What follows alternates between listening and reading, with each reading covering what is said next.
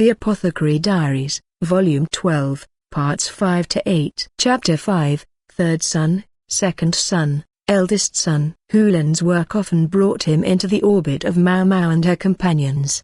"I'm terribly sorry, but perhaps I could ask you to arrange a carriage for me?" he asked a servant in a hallway of the main house. The servant seemed used to Hulan's humble demeanor. Apparently it wasn't just an act he put on for Jinshi. "You think he's really Master Gyoku-ou's son?" Lehaku asked, squinting as he watched Hulan walk down the hall. The hulking soldier had a hoe in hand and was working a field. It was no longer just the annex. They had received permission to turn the garden of the main house into farming fields as well, and Lahan's brother had wasted no time beginning cultivation. Lehaku helped, on the grounds that just standing around as a guard would cause him to go soft, and this work doubled as exercise. Then there was the main house's gardener, watching the field come together with tears in his eyes. The greenhouse gardener was giving him a sympathetic pat on the shoulder. Maomao was no longer the gardener's only enemy. "Plenty of kids are nothing like their parents," said Maomao. She was drying cucumber slices in the sun. The greenhouse gardener was glaring especially hard at her, but she contrived not to notice. With Gyoku-ou gone, the political face of the western capital had changed substantially. With Jinshi now taking a more public role,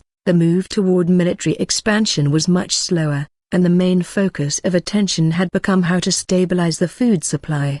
The hated grasshoppers had assailed the western capital repeatedly in the past several months. Humans, however, can get used to almost anything, and as the episodes went on, they learned to live with the insects. "They're growing numb," Maomao thought. Still, whenever she saw a grasshopper, she tried to kill it, and it sounded like the people were trying to plow the areas where grasshoppers seemed likely to lay eggs. There was even a suggestion that the plains should be torched while the larvae were still young and couldn't fly, but unlike in the royal capital, there was scant rain here and no way to know how far the fire might spread. It was deemed too dangerous. Instead, a simple battle of attrition proceeded.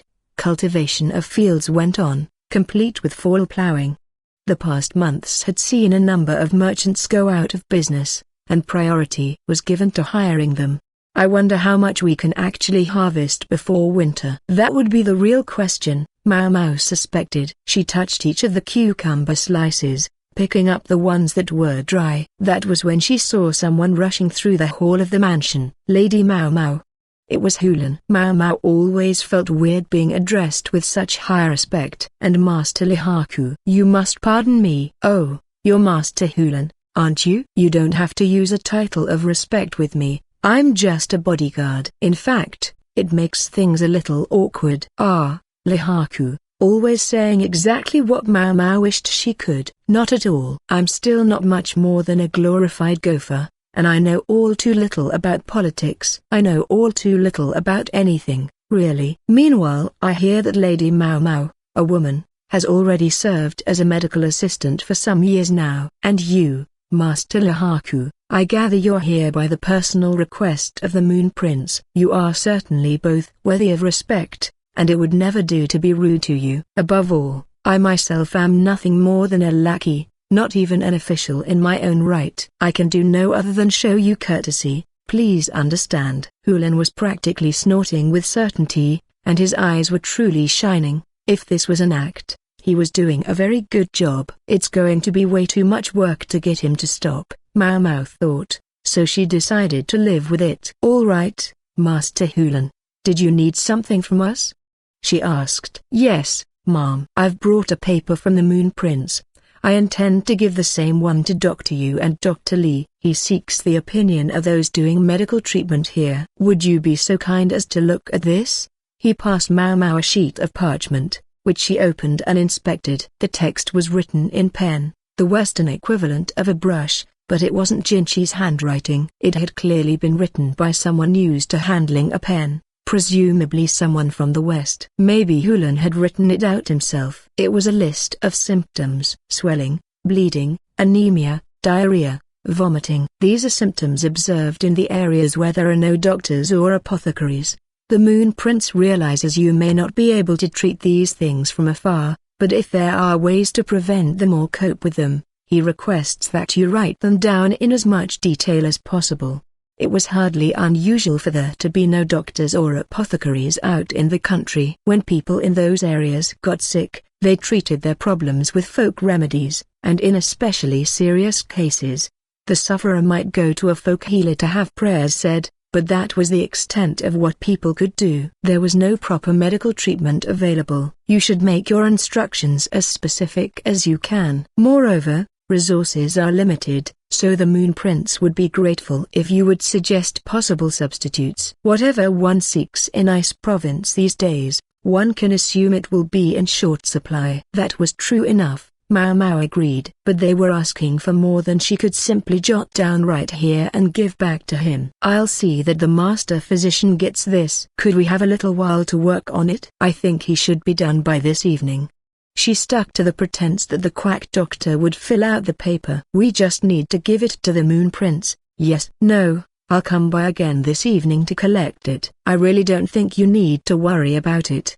She suggested that she might give it to Chu when she inevitably came passing through. No, I'd like to see it for myself, Hulan said firmly. To be quite honest, this was my suggestion, so I'd like to be certain. I see. Quick thinking. Maomao was impressed. She might have known that a wife renowned for her own capabilities would raise a son fit to be someone's aide, but not more than an aide. In addition, if I may ask, is there anything to be careful of in regions where there are no official medical personnel?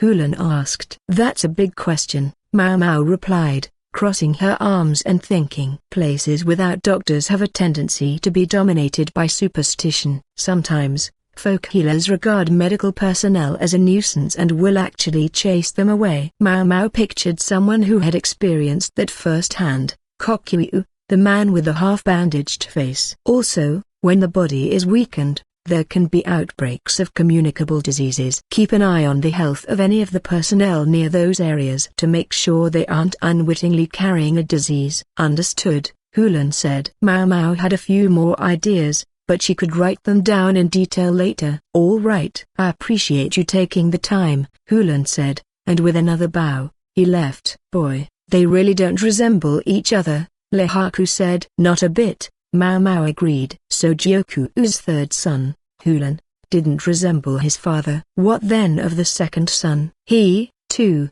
was different, in his own way. With his fastidious outfit, the second son, Filong, looked every inch the bureaucrat. Unlike Hulan, his presence could be somewhat imposing. If anything, he most resembled Gyoku-ou's oldest daughter in that respect. The main house and the administrative office sat next door to each other. There was even a hallway connecting the two. So although Filong spent most of his time in the administrative building, Maomao spotted him every once in a while. Filong was officially assigned to Rikusen, but he often came to bring papers to Jinshi. Maybe that was a bit of kindness on Rikusen's part, giving Filong a chance to see and be seen by a member of the imperial family. Or maybe he just wanted to foist that much work on Jinshi. Maomao didn't know. I've brought some papers, sir, Filong said, appearing during one of their exams. Maomao pulled the quack doctor back so he wouldn't get in the way. Even as he greeted Jinshi politely, Filong gave the papers to Jinshi's aide, Barsen. The pile was separated into 3 parts by dividers. The red divider is new business, the blue one is items which warrant reconsideration, and the yellow signifies formally rejected proposals that have been revised. Not bad. Filong was quite a capable man in his own right. Polite and proper though he was, however, there was no warmth to him. That, too, differentiated him from his father. Maybe Gyoku-ou had concerned himself mostly with his oldest son because the other 2 had each fallen further from the tree. They look similar enough, but it's the attitude. Filong and Hulan were both perfectly competent, but had the distinct air of bureaucrats. That was well and good, since they were training to be aides at the moment, but picturing either of them ultimately standing astride the Western capital as its leader, well, it made one shake one's head. Jinshi seemed like he was planning to go home as soon as possible once their political instruction was over, but I don't know. At this rate, it looked like they might be here for years to come. Speaking of Gyoku-ou's sons, The eldest showed up surprisingly quickly. Maomao heard Gyokujun's joyous cry outside her window. Father, father, father. She looked out to see father and son in the garden, or perhaps we should say the former garden, since half of it had been converted to farmland. So this was the man that brat, Gyokujun, was so attached to. He had hair scruffy enough to make a lion proud, and tanned, rugged limbs around his hips. He wore the pelt of a deer he had presumably killed himself. Wow! They look just like each other.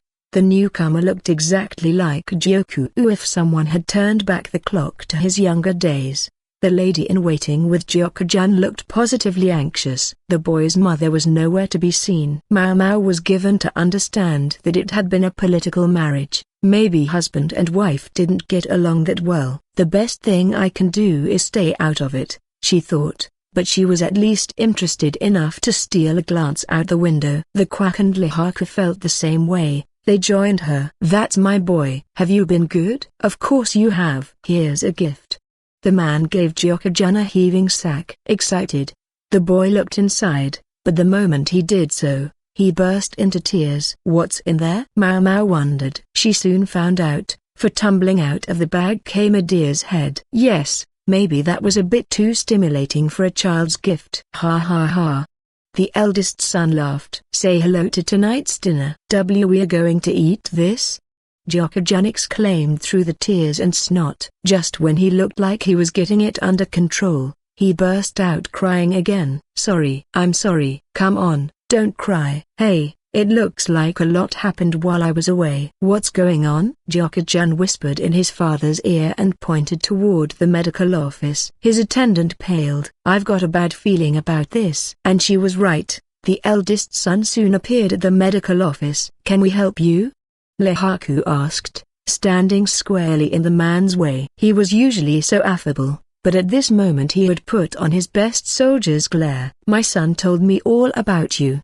He said the visitors from the central region have really been throwing their weight around. I thought I'd come say hello to you myself. Gyokujun, hiding in his father's shadow, stuck out his tongue at them. That little shit. Maomao scowled at him. If she had ever wondered whether he might have learned his lesson, she certainly didn't now. The quack had tucked himself into a corner of the office, openly terrified. I sincerely apologize if we seem to have been throwing our weight around, Lihaku began. However, that insect swarm ravaged the western capital, and we're groping around trying to find something, anything, to help make things better. Or would you prefer that visitors not do anything to help, but only stand by, eat your food, and watch? Lihaku was a good 190 centimeters tall, maybe even a little more. He had some 6 centimeters or so on Gyoku-ou's son, although the other man was still plenty burly. No wonder a diminutive eunuch like the quack doctor was afraid. As for Maomao, she was looking around and pondering, hoping for an opening to knock some sense into the little shit. If things get physical here, it'll only waste what little medicine and supplies we have left. She gave Lihaku a look, pleading with him that if they were going to start throwing punches, they should do so outside. You government bigwigs are something else, you know that? Even I know I have to watch my mouth around the real nobles, but now even their lackeys think they can push me around. How am I supposed to hold my head up, eh? Surely you jest, sir. I'm only a soldier myself, an underling, as you say. All I do is follow my orders. Now, this is the physician's office. If you'd still like to talk, perhaps we could do it outside. Perfect. Nice work, Maomao thought. More than anything, she wanted to avoid the medical office ending up in a shambles. Lihaku understood that and was trying to move the encounter outdoors. If the son decided to throw down with him, well, Lihaku could probably hold his own at least for a while. Long enough for Maomao to run and call someone. I guess the ideal outcome is that they don't fight, she thought, but the situation looked like it was ready to explode at any moment. Lihaku understands his position. He was a bodyguard, and if the eldest son decided to turn violent,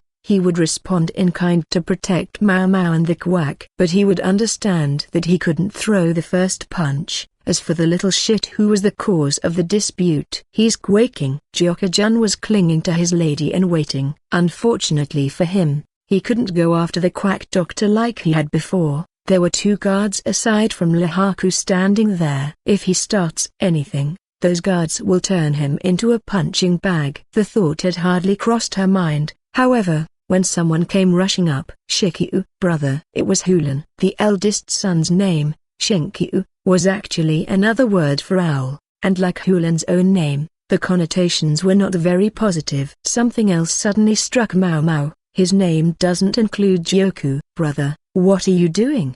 Hulan asked. What does it look like I'm doing? I hear our visitors are too big for their britches. That they treat the members of our household like their servants. Servants, huh? True, Gyoku-ou's second and third sons had become maids, and from a certain perspective it might look like they were being put to menial uses. Maybe it wasn't just the little shit Gyokujun. Maybe some of the actual servants of the household had their grievances with the people who had come from the royal capital.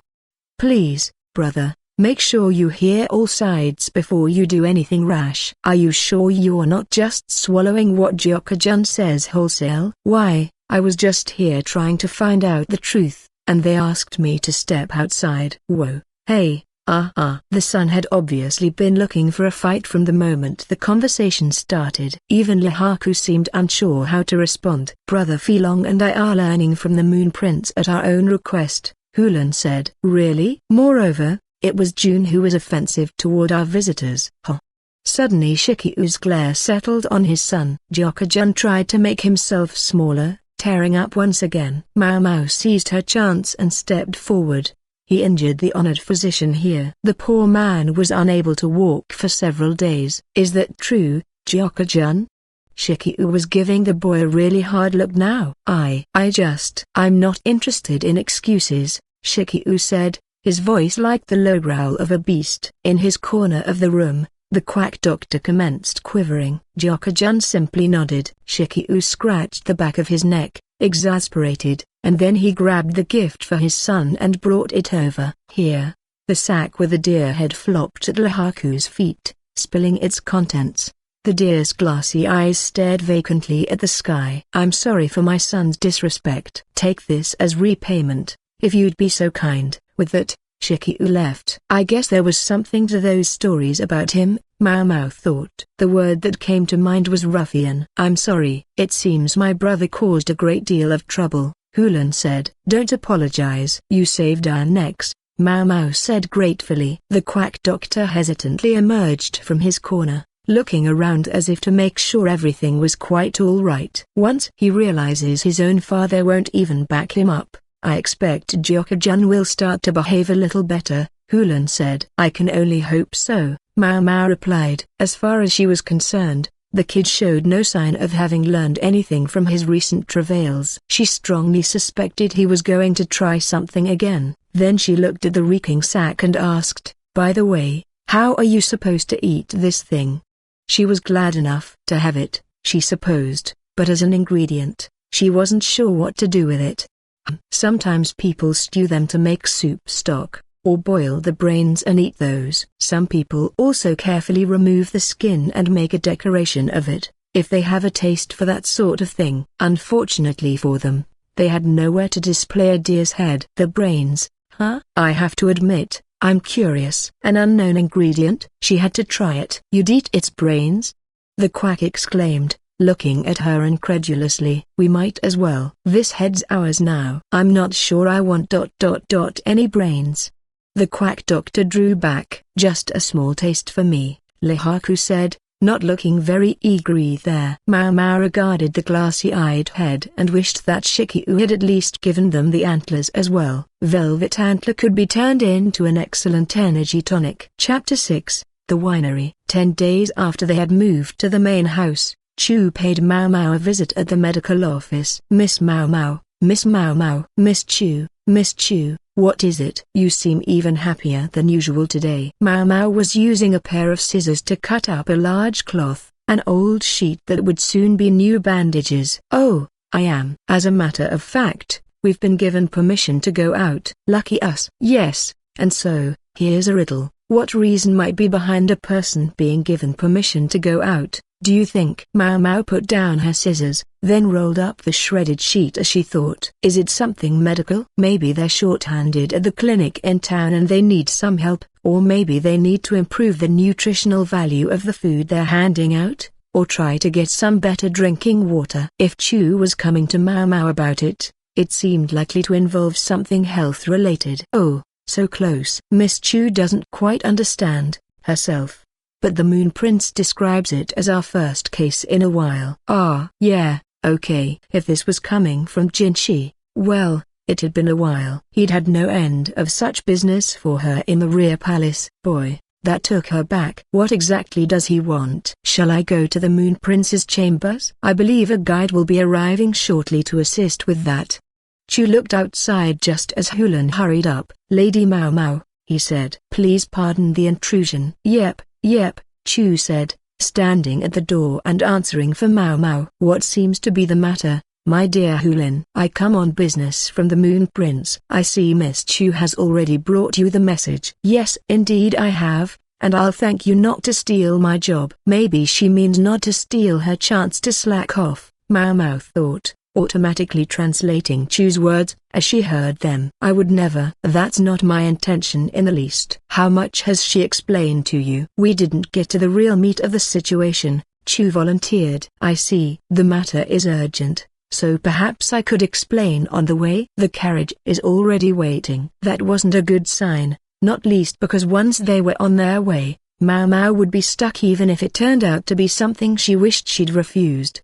I'll thank you not to steal Miss Chu's job, my dear Hulan, Maomao said. Still, if this assignment was coming straight from Jinshi, she was going to end up doing it anyway. She might as well give in. All right, she said. Lehaku must have overheard them, because he was already preparing to leave. Grab your medical equipment and come with me, Hulan said. Have a nice trip. Be careful, said the quack. He didn't look about to come with them, so the other two bodyguards stayed at the medical office. That should be enough to keep him safe. Sure. Right. Off I go, Maomao said. Then she stuffed some tools into a bag and left the office. The carriage took them to a building northeast of the western capital. On the trip, Maomao was told that there were some sick people there, and it would be appreciated if she could examine them. But when they arrived, I know what this is, Maomao said breathlessly. You looked so disinterested until a moment ago, Hulan said, mystified. The young lady does like her drink, Lehaku said with affectionate exasperation. He. What do you think? Not a bad place, huh? Said Chu, puffing out her chest as if she were somehow responsible for this. The smell of alcohol and grape wine was already filling their nostrils as they approached the building. If this wasn't a dreamland, then what was?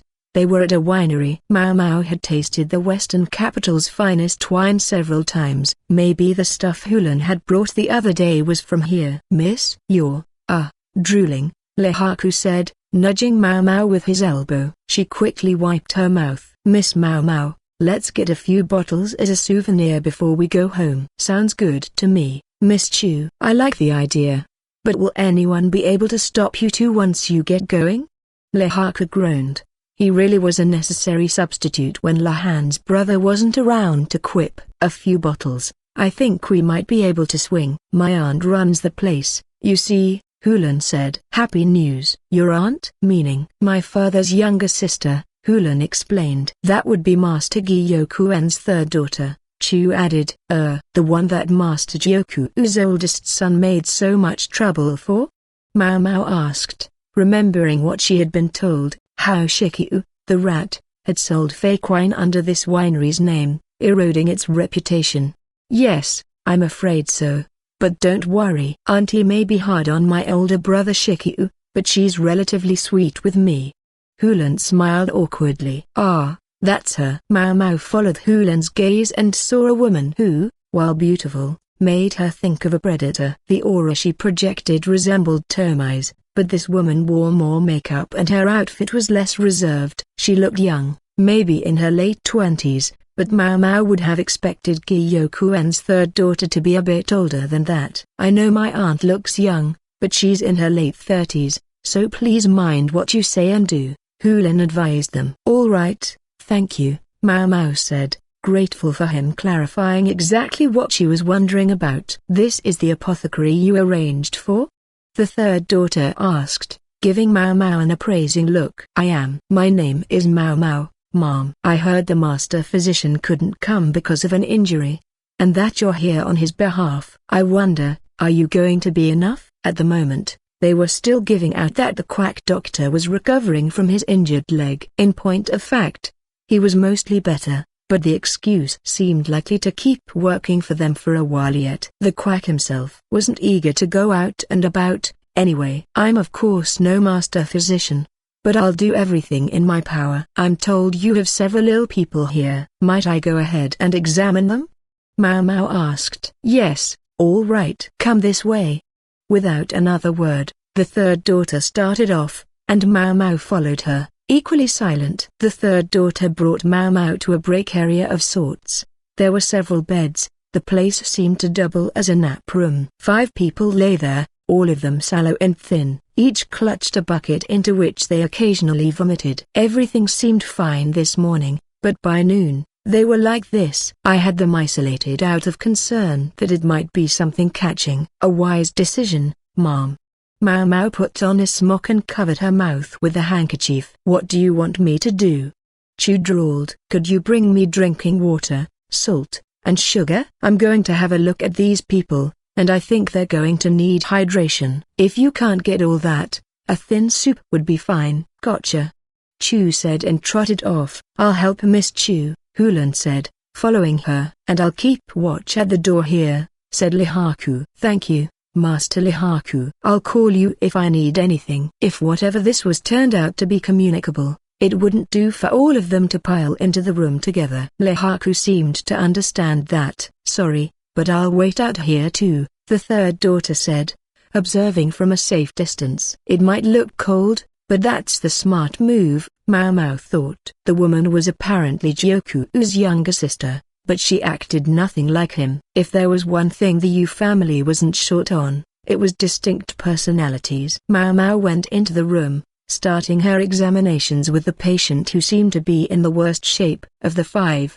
the one who appeared to be suffering most was an elderly, white-haired individual. "Symptoms: vomiting, and the whole body seems hot. Head appears to hurt." She inspected the person's eyes and tongue, and took their pulse. They were listless and not very coherent, so Maomao tried talking to one of the patients who was comparatively better off. "Could you describe your symptoms to me?" "Yes. I feel terrible. My head is pounding, I get so dizzy any time I try to stand up, and the nausea just won't go away." "Nausea? Any stomachache or diarrhea?"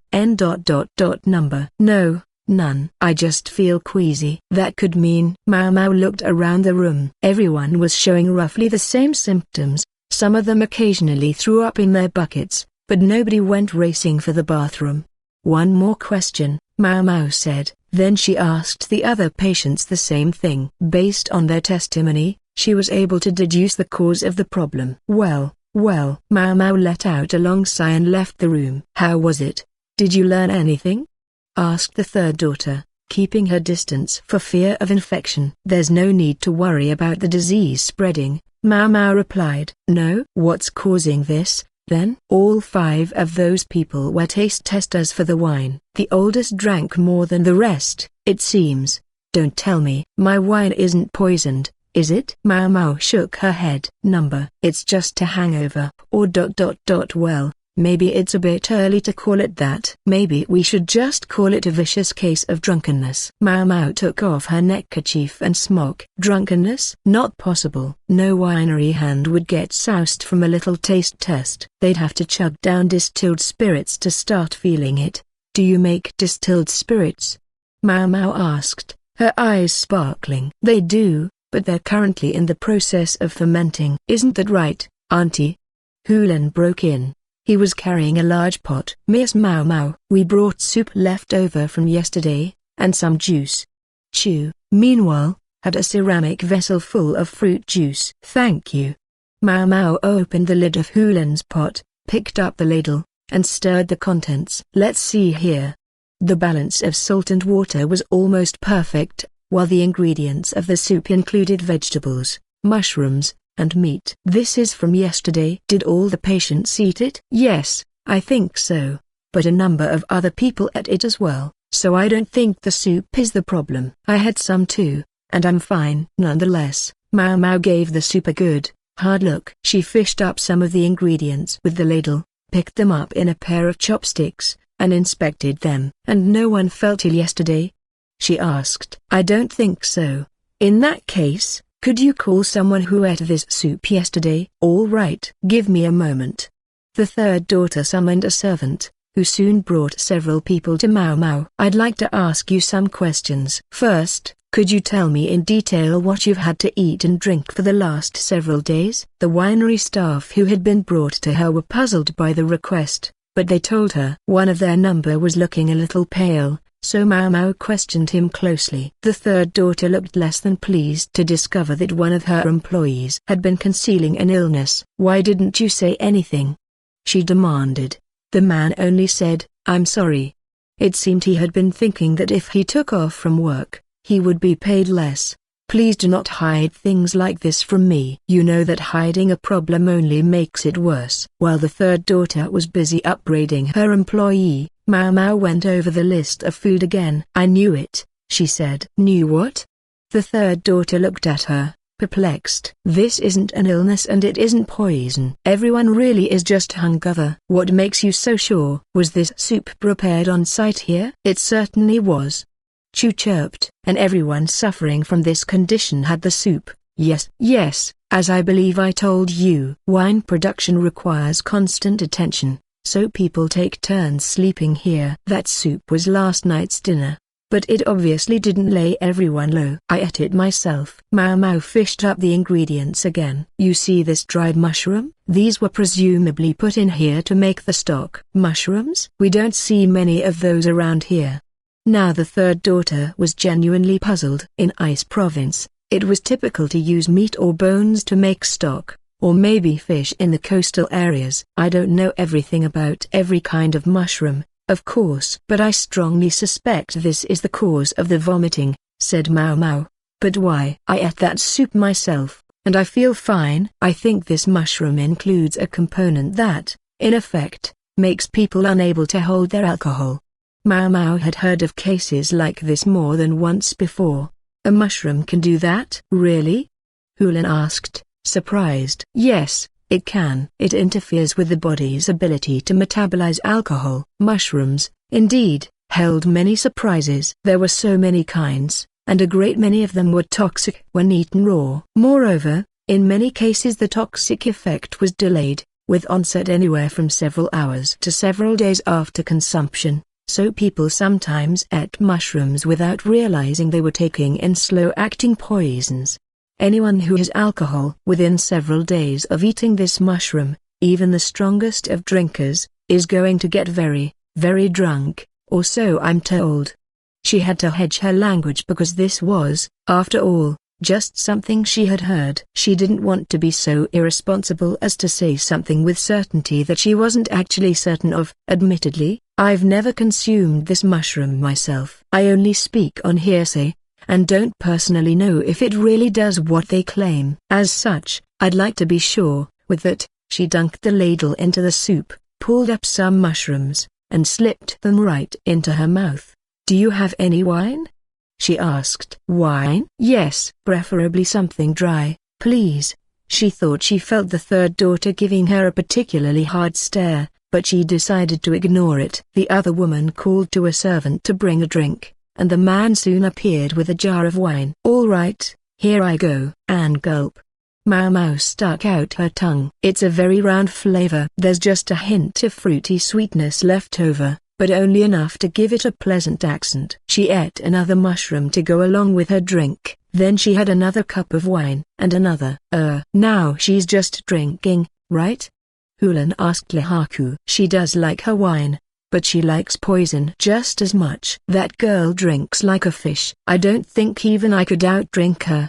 He hadn't really answered Hulan's question. I can hear you, you know. Let him talk. The wine was so good, she couldn't stop drinking it. She felt her body getting warmer, her mood getting brighter. Oops, Careful. She observed her hands and saw that they were bright red. The warmth spreading throughout her body started to become uncomfortably hot, and then she pitched unsteadily. That pleasant floaty feeling intensified until her head was spinning. Whoa. Hey, miss. Lehaku held her up. He sounded so far away. Hello, Miss Maomao. Pardon me. Maomao registered Chu, flexing her fingers, and then jamming them into Maomao's mouth. Blug. There was a collective gasp of dismay. Chu offered Maomao some fruit juice to leaven the sour taste in her mouth. She slowly started to feel like her body was coming back to earth. Dizzily, she lifted her head. I'm usually quite a strong drinker, but well, you see. The third daughter and Hulan looked aghast at Maomao, who was covered in vomit. Your employees should recover from their hangovers soon enough.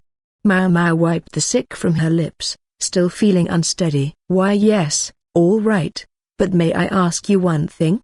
The third daughter had begun to take a more polite tone with Maomao. It didn't seem to be an expression of respect so much as a way of verbally keeping her distance. Yes. Was there some reason you had to eat the soup yourself just to prove your point? Yes, of course, Maomao said. What could it possibly be? Oh, it was the perfect excuse to drink some wine. Obviously, even Maomao knew she couldn't say that out loud. She settled for a pleasant smile. Chapter 7.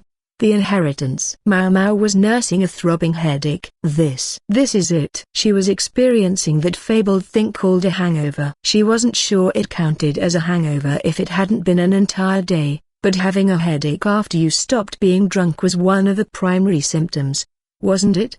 Rattling along in the carriage only made her feel even worse. It wasn't pleasant, and yet, this is something new. Maomao was downright moved to experience something she never had before. It felt a bit like being bitten by a highly venomous snake. And there was a poisonous herb she'd eaten once that had given her nausea like this. Which one was it, again? She was enjoying searching her memory for it. You don't look like you're quite better, Miss Maomao. Do you tend to be a happy drunk?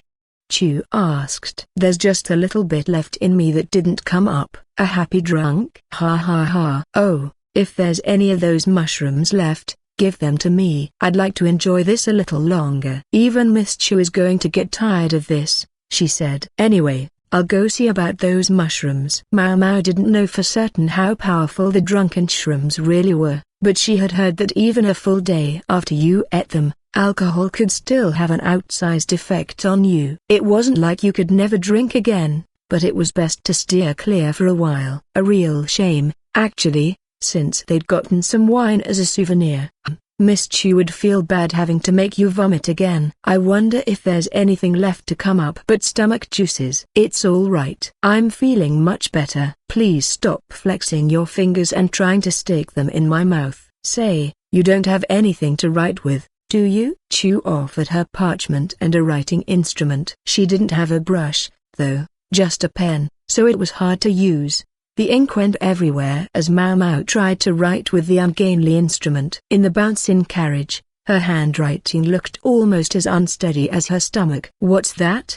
Chu asked, peeking over her shoulder. Here. I made a note of the mushroom I think was in that soup, along with quantity of alcohol. This is what kind of effect I've observed at various time intervals from ingesting it. I'm thinking I'll continue to make new entries every 30 minutes, so please give me the rest of the mushrooms. You had to be sure to repeat the important things. You seem to be having a lot of fun for someone who looks so pale, Miss Maomao. Yeah, you almost make me think of Sir Lahan, Lehaku said. What a strange person to think of. A dark expression overtook Maomao's pallid face, and she felt herself get a little less drunk. Please don't mention such untoward names. Wait. Do you know him, Master Lehaku? Maomao considered the matter. Even if Lehaku and Lahan knew each other, she had a way of not remembering things that didn't personally interest her. Well, I mean, not directly. But I do technically serve under that old fart. I have to go to his office sometimes, and we've bumped into each other now and again. Besides, he's very distinctive. You don't forget him. Huh? Maomao, profoundly not interested, began to clean up her writing utensils. Also, before we left for the western capital, he said, take care of my little sister for me, and gave me some snacks. He's a complete stranger. Oh, right. I almost forgot. Lihaku might not be much for quips, but he was easy to work with. So, getting back to the mushrooms, the question is why a winery would even have mushrooms that make you super drunk, right? Yes, but the mushrooms weren't the only ingredients. There were a lot of things in that soup. Maomao cocked her head. Do mushrooms even grow in the western capital? They tended to prefer warm, moist environments. The dry air of the western region didn't seem very congenial to them. I think you could grow them, but probably not a lot of them, Chu said. Maomao agreed. She pictured the mushrooms that had been in the soup. The drunkenness-inducing mushrooms Maomao was familiar with were often found in pine forests. She doubted they could be found among the grassy plains of I-sei Province. I wonder if that means they came with a shipment from the central region, said Chu. I guess that's what it would work out to? Maomao made a thoughtful sound. It was too neat to be coincidence. It seemed distinctly like someone had deliberately included those mushrooms in order to cause an epidemic of drunkenness at the winery. But what would the motive be? No point thinking about things I can't possibly know. She should pick something else to wrap up first. This ability to change gears without a second thought was one of Maomao's virtues. By the time the carriage arrived back at the main house, Maomao was feeling substantially more sober. Guess I'd better report to Jinshi. She planned to tell him exactly what had happened, just like she always did. She assumed he would ask for her opinion on who the culprit was, but that was something she simply didn't know. Maomao and the others headed to Jinshi's office as usual, but when they got there, they found only Sui-rin. Isn't Master Jinshi here? Maomao asked. It was just her, Sui-rin, Chu, and Lihaku in the room, and she used the name Jinshi without really thinking about it. I would expect to see him back any time now. He was called away to deal with the matter of Master Gyoku-ou's inheritance. But that doesn't involve Master Jinshi at all, does it? They wanted a third party to be present. When he heard they were planning to summon Master Lakan, he realized he had better volunteer. Sui-rin sighed. Why would they choose him? Of all people, Master Rikusen would be better suited to the task. Maomao was openly exasperated. I'm afraid I can't say for certain, but it seems they didn't want someone with a long history in the western capital to get in the middle of it. Just then, they heard footsteps from the hall. Oh, I think he's back. Jinshi entered the room and took them in at a glance. Maomao, you're here?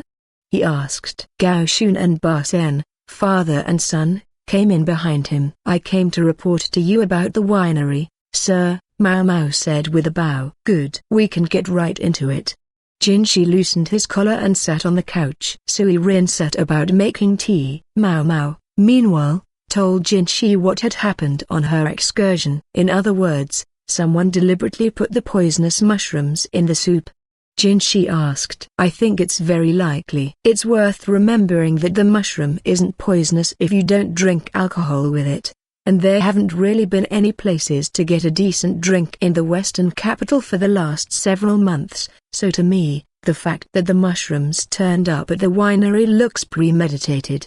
Premeditated? Do you think it was a deliberate attempt at homicide? Unfortunately, sir, it's not that kind of poison. It can make you awfully drunk, but it won't kill you. Jinshi sipped his tea. Maomao had been offered some as well, but somehow this didn't seem like the time to sit down, and she had remained standing. Chu and Lihaku were standing as well, so as long as Jinshi didn't command her to be seated, she wouldn't. Honestly, though, she wished she could. She was still feeling a touch woozy. What was it, then? Someone's idea of a prank? Jinshi asked. If so, it's the kind of prank a wild fox spirit would pull. We wouldn't want one of those running around. You're right. I'll start by seeing who distributed the relief provisions. Thank you, sir. Jinshi also happened to give her a sit-down gesture, so at last Maomao was able to do so. She was done giving her report, but now he appeared to want something else. Normally that would be for her to examine his scar, but today he seemed to have something different in mind. Maomao glanced around again and found that Lihaku had stationed himself in the adjoining room, perhaps assuming that they would be talking for a while. Chu wasn't there either. Maybe Sui-rin had foisted some minor chore on her. I was summoned to deal with a matter involving Master Gyoku-ou, Jinshi said. It seems to have dragged on, sir. Indeed. Master Gyoku-ou's children were raised in distinctly different ways, as you can tell from observing his grandchildren. It was obvious, for example,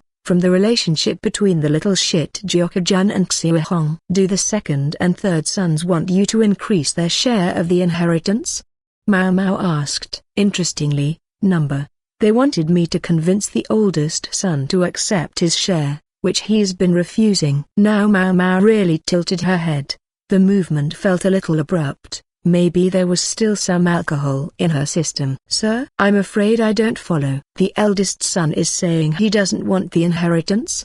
She thought of Shikyu hauling the decapitated head of a deer around in a bag. Incidentally, she'd had the deer's brain stewed and then brined in vinegar. It tasted decent enough. He says he's giving it all up. Even granted that Master Gyokuen is still alive, I have to think Master Gyoku-ou's inheritance comes to a substantial amount. That's exactly why he says he doesn't want it. I'd heard he was something of a clod, but this clod, there was a word you didn't hear every day. Maomao thought it was sort of like being a blockhead. He should just take whatever is coming to him, she said. There are some things a person may not wish to receive.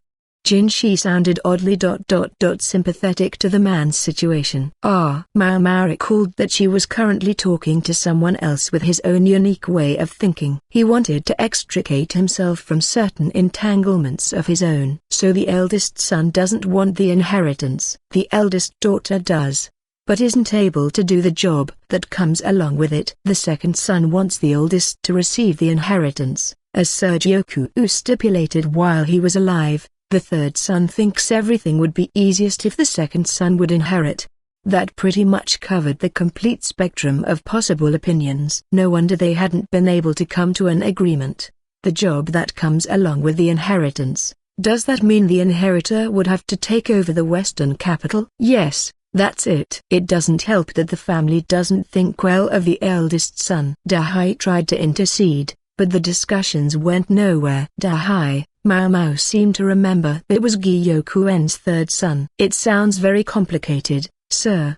She was trying to make Jinshi feel better, but personally she didn't want any part of this. She would listen politely about the inheritance, offer a few non-committal comments, and gracefully make her exit when the moment was right. Hold on. You're just making non-committal comments to get out of talking about this, aren't you? Perish the thought, sir. Jinshi was getting better at reading the subtleties of Maomao's expression. Your pallor is uncommonly good today too. Oh, you think so? She'd vomited up most of the alcohol, but she still had a pleasant buzz, and that didn't escape him. Maomao knew she would be in for another lecture if Jinshi found out she'd been experimenting again, so she decided to change the subject. Sir, I heard Master Gyoku-ou's wife was his personal aide. Shouldn't she be a part of these discussions? Women might not have many rights, but surely a man's wife should have some say. Sir Gyoku-ou's wife dislikes any kind of attention. She just sat there the entire time, offering no input whatsoever. I might have guessed. That would match what Maomao had heard from Chu. Linese men loved quiet, demure women. But in this situation it meant there was no one to take this matter in hand. It seems there's a specific reason why she prefers to shun the spotlight, Jinshi said. Yes, Miss Chu mentioned it to me. This would be the story of her being in the foreign country for several years. I see. For her, even being seen by her own family is too much, and I was told that she had determined to say nothing at all about the matter of the inheritance. Not even to her own family? She hadn't looked quite that misanthropic, Maomao thought. So you've heard that this woman was originally the daughter of a prosperous merchant family in the central region, and that she began helping with business once she came to the western capital to get married? More or less. This was the first Maomao was hearing of the woman's birthplace, but it would explain why she had the facial features of someone from the central region. She was in a shipwreck, her fate unknown, until several years later she miraculously returned to the western capital. The situation was beyond her control, of course, but that didn't stop some people from spreading unsavory rumors about the woman who had left her home for years on end. Yes, I understand. A woman, alone in a foreign land? A beautiful woman, at that. Of course there would be uncouth speculation as to how she had survived. The wife's life so far could easily fill a book. I'm sure she underwent a great deal. It was after those experiences that she began to avoid being seen in public. I think it's even possible that Sir Gyoku-ou's hatred of foreigners has something to do with what happened to his wife. Maomao nodded earnestly, but privately she hoped she could grab a break soon. Her stomach had been emptied of all its other contents along with the alcohol, and she wanted to put some food in it. All right, well, I think it's about time for me to go, she said. She stood up and made to leave the room, but promptly tripped. Hey! Jinshi was keeping her on her feet with a firm grip on her wrist. What's gotten into you? You don't seem very steady. Oh, gee, do I? Maomao was starting to sound a little tipsy. I thought I might ask you to examine my scar while you were here, but I think something's up. He looked at her, suspicious. Oh, sir, it's your imagination. And that scar doesn't need me to examine it anymore. I need you to see your responsibility through to the end. What if the wound begins to fester? It won't do that. I don't even examine the scar on that little girl's belly anymore, and she's much younger and smaller than you, Master Jinshi. Well, she's her and I'm me. Without quite meaning to, Maomao gave Jinshi a bit of a scowl. His face actually lit up, as if to say yeah. That's the stuff. If you'll excuse me, sir, Maomao said, but her attempt to make a decisive exit was stymied by a particularly embarrassing noise from her stomach. It had, we reiterate, lost all its former possessions along with the alcohol and was now completely empty. As if specifically designed to torment Maomao and her yearning stomach, a wonderful smell drifted into the room. Curious about dinner? Jinshi asked with a grin when he saw her face. I can't say I'm not curious. No? Oh, Sui-rin, what's being served today?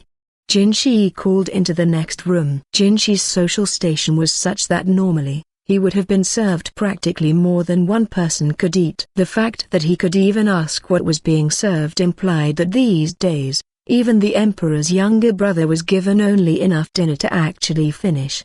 He's being frugal. Sui-rin appeared with a tray, smiling. Tonight we have steamed chicken with cold vegetables and dongpo pork, she said. Okay, not exactly frugal. Maomao swallowed hard to keep herself from drooling. Would you like some? Jinshi asked. It only took her a second to reply, if you're offering, sir. She felt very sorry for the quack back at the medical office, but meat would always get the better of her. She was a little worried that Tomai or someone might look askance at her dining with Jinshi. Their social statuses were just too far apart, but so it went. Sui-rin tucked the pork between some slices of bread and brought it over. What was Maomao supposed to do? At the very least she asked, are you sure it's alright for me to eat the same food as the Moon Prince? Oh, I don't see why not. If you're worried, we could always say you were checking it for poison. So she had Sui-rin's permission. There was even a chair set out so Maomao could eat. All right. Maomao clenched her fist, but she couldn't help noticing something about the meal was different from usual. Excuse me? She asked Sui-rin carefully. Yes. Is everything all right? Isn't the Moon Prince usually served some wine before his meals? It was a roundabout way of asking where the hell her drink was. Oh, Miss Maomao. You mustn't remind me who it was who was vomiting her guts out just a few minutes ago? Chu said. How very unnecessary of her. Wait, what are you talking about? Jinshi asked. Oh, just Miss Maomao's bad habit. Then Chu described to Jinshi, in detail, precisely what Maomao had worked so hard not to be too specific about. And that's the story, she concluded.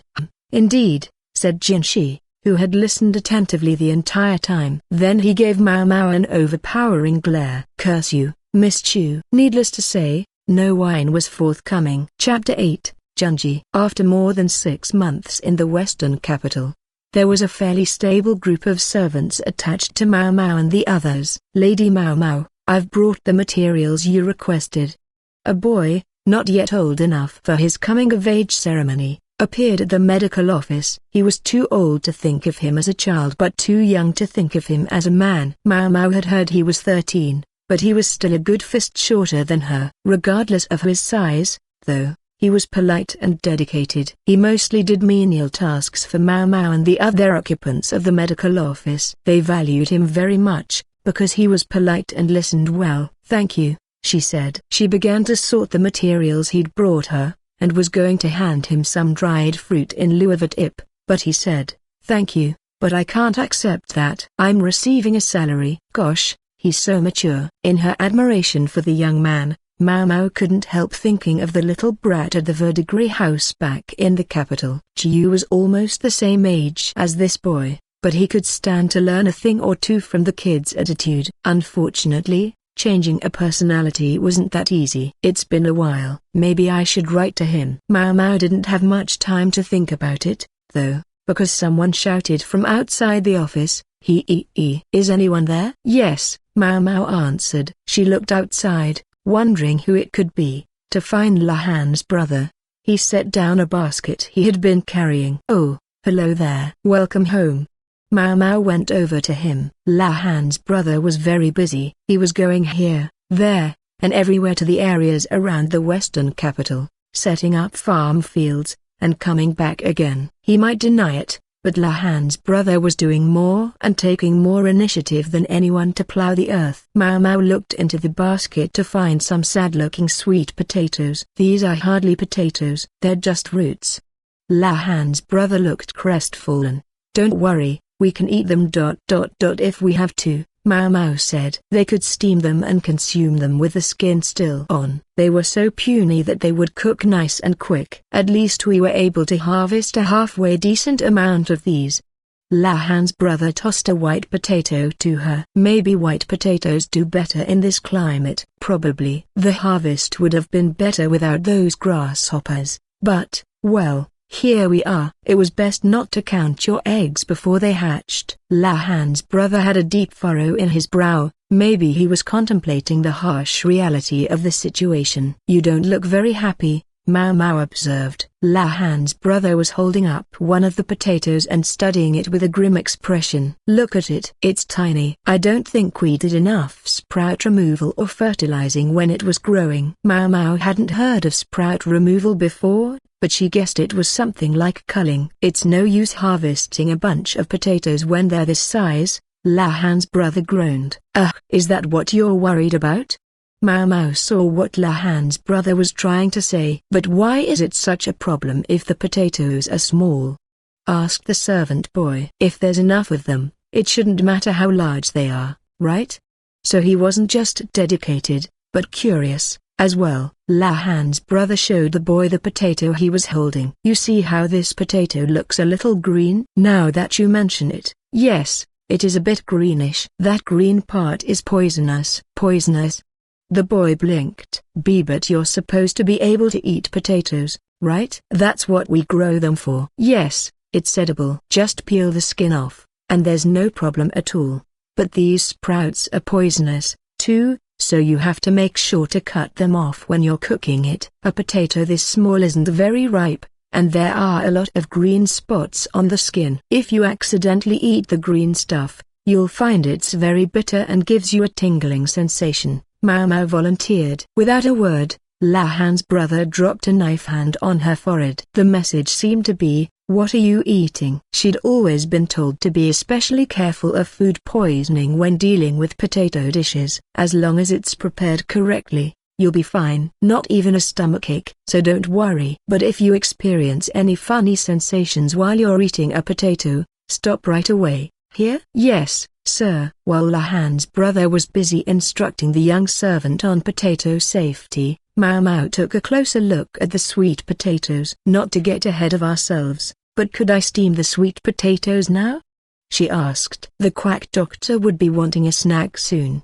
"Let's wait on those. They're not at their best right after being harvested. They'll be sweeter if we let them sit for a couple of weeks." Even root why ones like these? "You want them to taste as good as they can, don't you? Even if it's not by much." Maomao had to agree with him. The kid said, hesitantly stepping forward. "Yeah? What?" "Well, sir and mom, I know it's a little late, but perhaps I could introduce myself?" He was a humble enough young man to want to greet them properly. "Introduce yourself?" "Yes, Good idea. That's a good attitude. La Han's brother's eyes were shining, as if he had spied a once-in-a-lifetime opportunity. Might he, at last, have here a chance to offer his name? Thank you, sir. I'm called Jinshi. I'm told it's a very commonplace name, so I hope it may be easy for you to remember. Maomao had heard it before, but she always forgot. Today she decided she would try to remember. Jinshi, you say? La Han's brother was frowning. For some reason, the young man's name seemed to bother him. And what was your family name, again? Maomao asked the young man. Jinshi, as if to say, of course I remembered your name, Mom. It's Kan. Another quite common name, indeed. I believe I share it with the honored strategist currently residing here. The young man, Jinshi, seemed somewhat reluctant. La Han's brother, meanwhile, was shaking like a man struck by lightning. Kan? Yeah, that is the same name as our strategist, and it is pretty common. Not that I'm one to talk. Lehaku had wandered in at some point and now joined the conversation. He must have been helping La Han's brother, because he was holding a basket of white potatoes. Yes, a very typical name indeed. I think I know 3 different Kansas myself, said the quack doctor, who spotted the basket and seemed to be contemplating whether it could be put to the service of some kind of snack. Yes, sirs, the young man, Jinshi said. My only concern is that there might be some honored personage here who shares my name. At the last place I worked, I had the same name as someone else, and he decided he didn't like it. I must say, I'm a little worried. La Han's brother spasmed again. He was as pale as if he'd seen a ghost. Some guys have a real stick up their ass about that kind of thing, don't they? So what did you do about it? Lehaku asked, setting down the basket of potatoes. As I'm the eldest son, I asked people to call me Gyokuen. That was to say Haku, meaning eldest son, and meaning cloud. That seems innocuous as nicknames go. It is. Jinshi is just such a common name, and once I found out it would be a problem. La Han's brother had a look on his face so deathly grim that it was hard to put into words. He was pale and sweating profusely. Maomao wondered if he was feeling sick. Oh, but if anyone else here already has my name, please, by all means, forget it's mine. I don't mind if you simply call me whatever you please. Jinshi gave them a smile, but it was clear he'd been through a lot. La Han's brother stood there with his face squinched up, looking like he wanted to say something. For some time now he had been silent, only reacting physically. I'm overjoyed simply to be allowed to work here. Everyone is so kind, and there aren't many places where you can receive a steady salary at this difficult moment. If all I have to do to stay here is change my name, that's no problem at all. By all means, call me anything. Jinshi pounded his chest. As the oldest son, not that old, but still, he would do whatever it took to support his family. My goodness, but life has been harsh to you, hasn't it? Well, don't you worry. There are no nasty people here who will tell you to change your name. Come now, how about a snack? The quack offered him a mugwort mochi, filled out with plenty of mugwort. Oh, no, sir, I couldn't. Please, I insist. You have to eat if you're going to grow big and strong. Jinshi tried to politely decline, but the quack turned out to be a hard man to refuse. It was Jinshi who caved first. Thank you very much, sir. I'm not very hungry at the moment, so perhaps I could take this home to my younger brothers? Oh, siblings. Well, you should take plenty, then. Quack doctor. Our food supply isn't unlimited, you know. Maomao thought. Nonetheless, no one else seemed inclined to stop him, so she didn't make a big deal out of it. Having gone through an extensive medley of different expressions, La Han's brother was now simply looking at the ground. What's the matter, La Han's brother? Have you caught a cold? Maomao asked. He was indisputably one of those who had worked the hardest since they'd arrived in the western capital. It wouldn't do anyone any good if he collapsed. Oh, sir, please, pardon me. How rude of me to introduce myself without asking your name, Jinshi said. What is your name, sir? There they were, the words La Han's brother had waited 6 months to hear. Everyone turned toward him expectantly. At last, after a long moment, he spoke. and he said, "Lahan's brother, is everything all right?" Wasn't his catchphrase supposed to be "Don't call me Lahan's brother? My name is ... Lahan's brother." Lahan's brother said, and then he spun on his heel and stalked off. So he apostrophes ... Master Lahan's brother? Junji was as confused as any of them.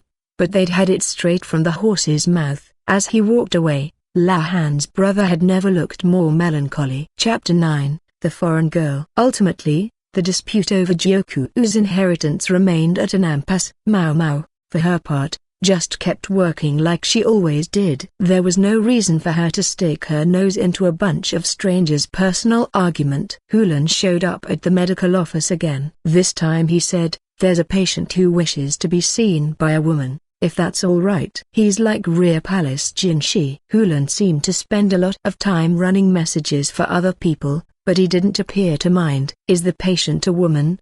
Maomao asked. "Yes, the daughter of a good family." "You must forgive us, female physicians, or women who have anything like a doctor's qualifications, are exceedingly rare in the western capital.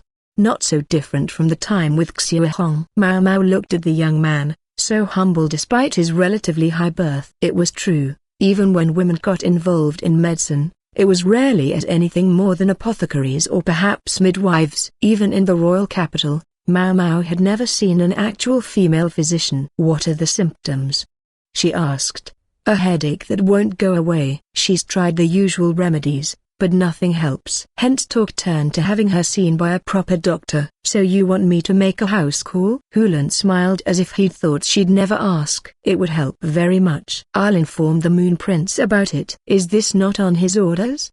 Maomao was surprised. She had been sure this was coming directly from Jinshi. "No, this is a personal request from me." An acquaintance asked if I knew any female medical personnel. "All right, as far as I'm concerned, if the Moon Prince approves, then I'll go. But if he doesn't, then I can't help you." "I certainly understand." Hulan left the medical office. Maomao watched him go. "What's going on, miss?" Lehaku asked, watching too. "Nothing." "Tell me, what do you think about Master Gyoku-ou's third son?" "Well, it depends what you mean by that, I guess." "Something about him just ... nags at me." She couldn't put a name to it, it just bothered her. "Something about him felt off." "That right?" "Maybe it's because he's so much like you, miss. Likes repel and everything." "So much like him?" "What about me is like him?"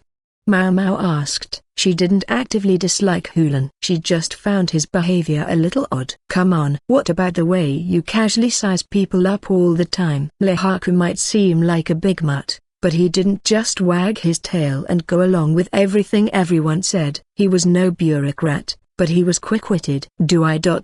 size people up?" "You're looking at me like I'm a Shar-pei right now." Maomao didn't say anything. A Shar-pei was a large fighting dog. She was all but struck dumb by the perspicacity of Lehaku's observation. "The way she does that, it's just like Lahan," Lahan's brother said. "Why was he here?" "He was having tea with the quack doctor." Fishwort tea, by the smell of it. It was a fast-growing herb with medicinal uses, but it was hard to cultivate in a dry climate, and Lahan's brother had given up the attempt. Lahan's brother, "There are certain things you just don't say to a person," Maomao huffed. Meanwhile, she started gathering up her medical implements. She suspected Jinshi would acquiesce to Hulan's request. "Are you implying that I behave at all like Lahan?" "Absolutely. Every little tick." For some reason Lehaku and Lahan's brother both answered in the affirmative. Only the quack looked uncertain. I'm not so sure." Normally he was no help at all, but at this moment he proved a welcome tonic. "There it is again." "You were evaluating the old doc here, weren't you?" "Heavens, no." Maomao tried to play dumb, but Lehaku's remark weighed strangely heavily on her heart. Was I really judging him? Although Hulan referred to her as Lady Maomao, his actual speech was never more than just polite. It wasn't unlike how Maomao used superficially polite language toward Jinshi. If Hulan's intent, however, was to privately look down on her, he had an awfully uncoordinated way of doing it. Maomao didn't think he was that stupid. If anything, I think maybe he was testing my humanity because he's found out who I really am." As much as Maomao desperately didn't want to acknowledge it, she was the offspring of the freak strategist and a courtesan. If Hulan had discovered that fact, it would explain his attitude toward her. Would Maomao, the daughter of one of her nation's most important people, have him punished for his insolence? Or would she maintain her facade of being a commoner and let it go? Or perhaps the test was of an even more fundamental nature than that, whether she would notice that he was belittling her behind her back, or care. Maomao shoved the last of her instruments into her bag. She didn't take well to being made to play the fool. As if on cue, Chu appeared a little while later. "Permission granted by the Moon Prince," she drawled. She had her things with her, clearly raring to go out. "There's a carriage waiting outside, come on." "Let's go." "I appreciate this," said Hulan. Apparently he was coming, too, because he was wearing a cloak to keep the dust off. "Where exactly are we going?" Maomao asked. "It's a bit of a ride." "If I mentioned the post town by the port, would you know what I meant?" So he wasn't going to tell her exactly. It sounded like he was testing her. "I see what this is." Maomao remembered something Jinshi had said, about all the foreigners who couldn't go home on account of the insects being gathered in one place. Gyokuen's third son, Dahai, had contrived to bring them all to that post town. A foreigner who can't go home, and daughter of a good house. Maomao was getting a very bad feeling about this, but as usual, she tried to act like everything was fine. Not that it's usually done me any good. Even so, she affected ignorance, climbing into the carriage as if she hadn't noticed much of anything at all. They bounced along in the carriage for a good couple of hours. It was much closer, actually, than the farming village they'd gone to. Now, in addition to the smells of dry earth and grass, the wind brought them the damp aroma of the tide. Chu was there and, as ever, Lehaku was along as bodyguard. That was all well and good, but the carriage had a third occupant, a mysterious, oversized basket. It was equipped so that Chu could carry it around carefully on her back. "What's this?" Maomao asked. "It's my husband," Chu said, but her response sounded strangely studied and also didn't make much sense. Your husband, Miss Chu? Would you be referring to Master Baryu?" "Yes, I thought he might be of some help on this trip." Maomao wasn't sure what standard of help Chu was going by, but she hoped she knew what she was doing. Even worse, she wasn't convinced the basket was big enough for a full-grown man. If he was in there, he must have been rolled up into a ball. She had a passing desire to peek in, but she didn't want to accidentally overstimulate Baryu and have him pass out, so she quashed her curiosity. The carriage went south from the western capital, along the same road they had taken when they had first arrived. Carriages must have traveled it frequently, because it was actually paved, probably to prevent ruts from forming, which would eventually happen on bare earth even here where there wasn't much rain. "There, you can see it," said Hulan, peeking in at them from the driver's bench. "It's quite something," Maomao said, and she meant it. She'd expected a speck of a town, but there were easily several thousand buildings there. It was such a brilliant place that she felt sorry to be just passing through. There was the distinct sense that the place was probably more vibrant at night, thanks to all the sailors it entertained. This wasn't just a place to shop and eat, it was redolent of a pleasure district as well. It might not look quite like the one Maomao knew, but it was unmistakably familiar, and made her a little homesick. She wondered how her older sisters were doing. There was no need to wonder about the old madam, who was certainly alive and kicking. Unfortunately for Maomao, they were indeed just passing through that area. In ordinary times, the streets might have been lined with stalls selling gifts and souvenirs, but as it was now, only a few places hawking modest provisions and daily necessities dotted the road, like a mouthful of missing teeth. Every once in a while she saw a place selling jewelry or luxury goods that was open, but they were inevitably empty. She also saw courtesans leaning lazily out of windows. As the carriage went by, their eyes lit up, trying to espy whether there might be potential customers within. She saw dancing girls practicing, balancing bowls of milk tea on their heads and trying not to spill a drop. The carriage rattled up to the city's most prominent inn, located on its best plot of land, and stopped. The building was made of stone, the roof tiled, the door painted a vivid vermilion, all in a way that evoked the central region. "Here we are, my dear husband. You can come out now." Barry-oo slithered from the basket. Maomao didn't know how he had managed it, but he really was in there. She thought he might be suspicious of what he saw when he emerged, but he was surprisingly sedate. "No, wait. Are his eyes closed?" Maomao asked. "Yes." Eliminating visual input helps reduce stress. "Oh, come on." Maomao's thoughts had unwittingly come out her mouth. But Chu and Barry-oo seemed used to this arrangement. She expertly guided him along as they walked. Inside, the inn was laid with a carpet so lush it seemed wrong to step on it with outdoor shoes. "This way, please," one of the inn staff said. With the care of someone who'd always had to live frugally, Maomao made sure to brush the dust from her shoes before stepping onto the carpet. All the servants bowed their heads. Many looked distinctly foreign. They were shown upstairs, to the biggest room on the 3rd floor. A golden-haired, 40-ish man stood before the door. His skin and hair color, along with his deep carved features, made it easy to guess that he, too, was from another land. Perhaps Shao, Maomao thought, although his skin tone made him appear to be from slightly further north. "Pardon me." A woman, also foreign-looking, came up and began patting Maomao down, checking for anything dangerous. "What's this?" she asked. "Herbal medicine, ma'am. It treats stomach aches." "And this?" "Salve, ma'am. It treats burns." "And this?" "A bandage, ma'am. It's for the treatment of injuries." This went on for some time. Maomao was just lucky she'd decided not to tuck her needles or scissors into her robes. They were in her bag. Chu was next up for a body search. Maomao wondered if it might take even longer than it had for herself, but it was over in a flash. Maomao found the triumphant grin Chu gave her strangely galling. Lehaku wasn't going to have any qualms about someone searching him. But Maomao wasn't so sure about Barry-oo. To her surprise, though, he didn't flinch. "No, wait." He'd fainted standing up. "Are we really sure he should be here?" Maomao was growing increasingly anxious. But at last they were allowed into the room. The huge chamber was full of exotic-looking furniture, not to mention a massive canopied bed.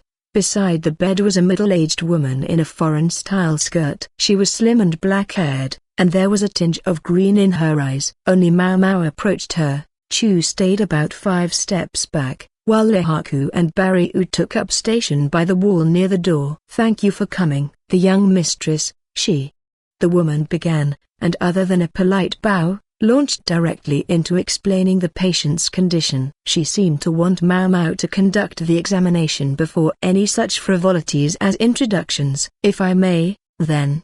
Maomao pulled back the bed curtain to find a young woman with an angular face and cheeks dappled with freckles. Maomao felt unaccustomed fondness for that. The young woman had platinum hair and blue eyes. She looked to be 12 or 13, but then, foreigners often looked much older than the Lineys. Perhaps it was safe to assume that she was somewhat younger than she appeared. So that would make her about 10, maybe even younger than that. They had told Maomao that she was suffering with a headache, but she looked notably engaged. "I'd like to check your condition." "May I touch you?" Maomao asked. "No, you may not," was all the girl said. Maomao gave the middle-aged woman a questioning tilt of her head. "She means that you are to conduct the examination without physical contact with the young lady," said the woman, who, unlike her young mistress, spoke fluent Linese. "If you are a truly great doctor you can do it," the girl added. "Okay. Wait, this is not what I signed up for." Why was she even here, then? She felt like the girl was mocking her. Maomao looked at the young patient, wondering how she was to achieve this patently unreasonable demand of doing an entire medical examination without touching her. How close would be acceptable, then? She asked. The girl cocked her head, apparently not understanding what Maomao had said. Her attendant whispered in her ear, "The young mistress will permit you to examine her from a distance of 60 centimeters. 60 centimeters? A lot of examining she could do from there." "All right," Maomao said. "How much clothing is the young mistress willing to remove?" She suspected the answer was not a scrap, but it was worth asking. "If she may leave her underwear on, and if the menfolk will leave the room, that would be acceptable." "Huh?" She was willing to do all that? On top of everything else, Conducting an examination of a patient who didn't really speak your language presented problems of its own. Is her head pounding, or throbbing, or aching? Maomao could ask, but she was convinced she wouldn't get an answer. To be fair, even being able to speak a few words of Linese was a respectable achievement. It just wasn't enough to really make herself understood. In that case, please allow me to ask about her symptoms. Chu took up position next to Maomao, brush in hand and ready to write, simply oozing the confidence of a woman who could get things done. She was ready to make some notes. When did she first feel this pain? It started about 10 days ago. She looked rather unwell before that, but we assumed it was because of the unaccustomed lifestyle she's been living the past few months. I'm embarrassed to admit that we overlooked the possibility of actual illness. The attendant explained. What kind of pain is it? A dull ache, she says. However, sometimes it becomes so intense that she drops to her knees. If it was so bad that it brought her to her knees, that sounded like a serious problem. But something nagged at Maomao. Has she been getting enough exercise the last several months? I should say so. I might even say she's been getting a bit too much. The woman looked at the girl and seemed a bit exasperated. The child was lying placidly in bed at the moment, but apparently she could be quite a firecracker. How's her appetite? Appetite? Well, as a matter of fact, she started eating less about 2 months ago. But we also attributed that to the unfamiliar environment. The last few days, though, she's eaten hardly anything at all, and can only take liquid foods. So the symptoms include headache and severe loss of appetite. That's correct.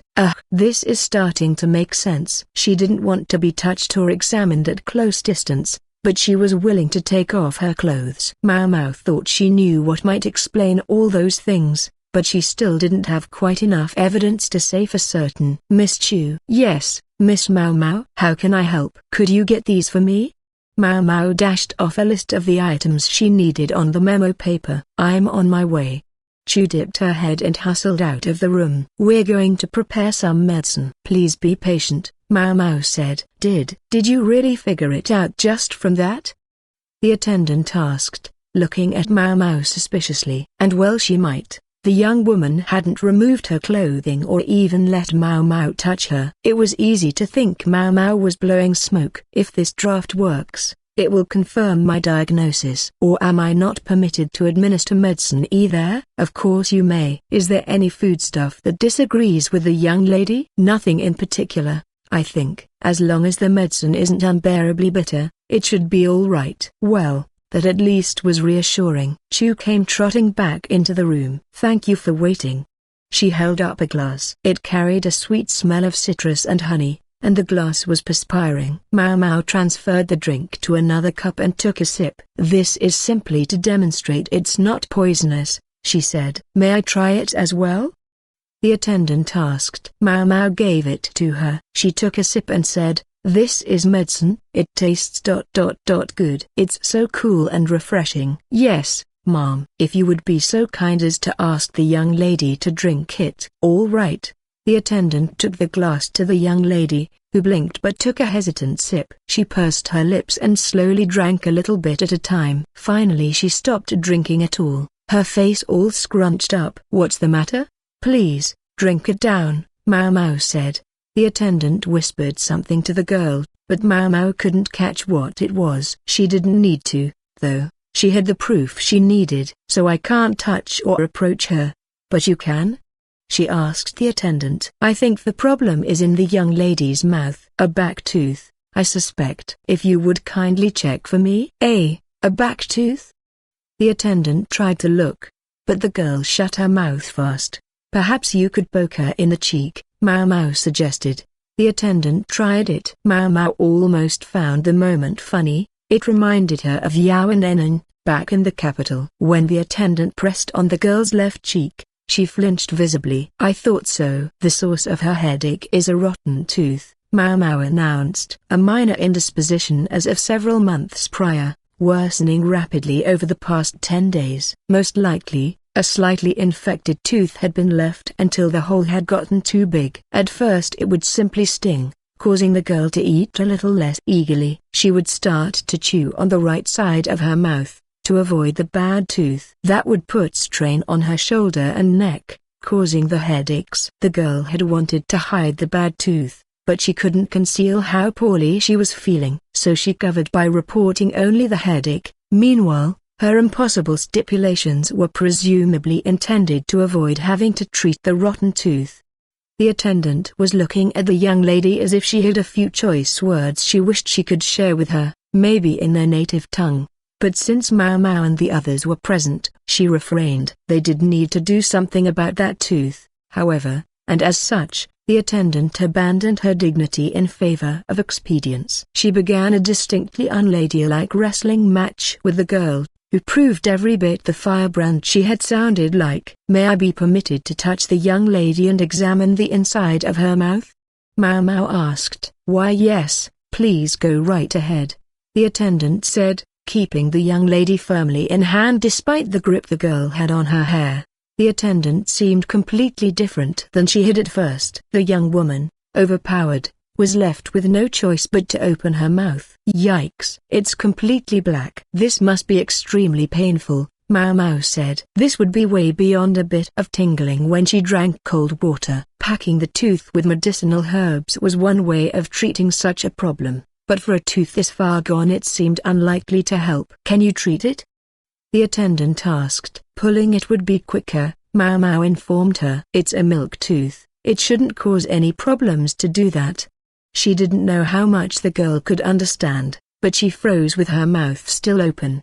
"All right, if you'd be so kind." The girl didn't seem to know much more than a smattering of Lyonese she'd spoken at first, so she didn't quite follow the conversation. She understood, however, that she was in imminent danger, and she began to thrash so hard that the guard outside had to be called in to help hold her down. She could stand to be a little bit ladylike. It was getting so bad that Maomao was contemplating calling Lahaku to help too. Once Maomao was sure they had the girl's mouth held open so she wouldn't get any digits bitten off, she plunged her fingers in. It's loose. This will come right out." "What would you like to do for an anesthetic?" Chu asked. "Miss Maomao, an anesthetic would hardly make a difference. It won't take long. She'll just have to be so kind as to put up with it." The girl was healthy enough to require 2 full-grown adults to hold her down. She would be fine. Even Maomao hadn't packed forceps for tooth pulling, so she asked for some to be brought. "All right. This isn't going to be pleasant, but it'll be over in a second." All attitude of deference toward the young mistress had evaporated. The attendant, in particular, looked furious that the girl had kept the tooth pain a secret from her, and was hell-bent on getting the problem fixed. The girl was pinioned, her mouth held open. She couldn't have screamed if she'd wanted to. "I really am sorry about this," Maomao mentally told the girl, and then she grabbed the rotten tooth with the forceps and pulled. The girl pulled back almost as hard, but she was surprised to discover that the tooth popped right out. "There we go. I'm going to put some medicine on there." Maomao daubed on something to stop the bleeding, then gave the girl a wadded bandage to bite down on. "When the bleeding stops, throw the bandage away," she said. "If it doesn't stop, have her bite on another bandage and wait until it does." The young mistress should avoid any vigorous activity. "I would also advise taking it easy on the wine, but I gather she's a little young for that anyway." She also gave them some painkillers, although she didn't think they would be necessary.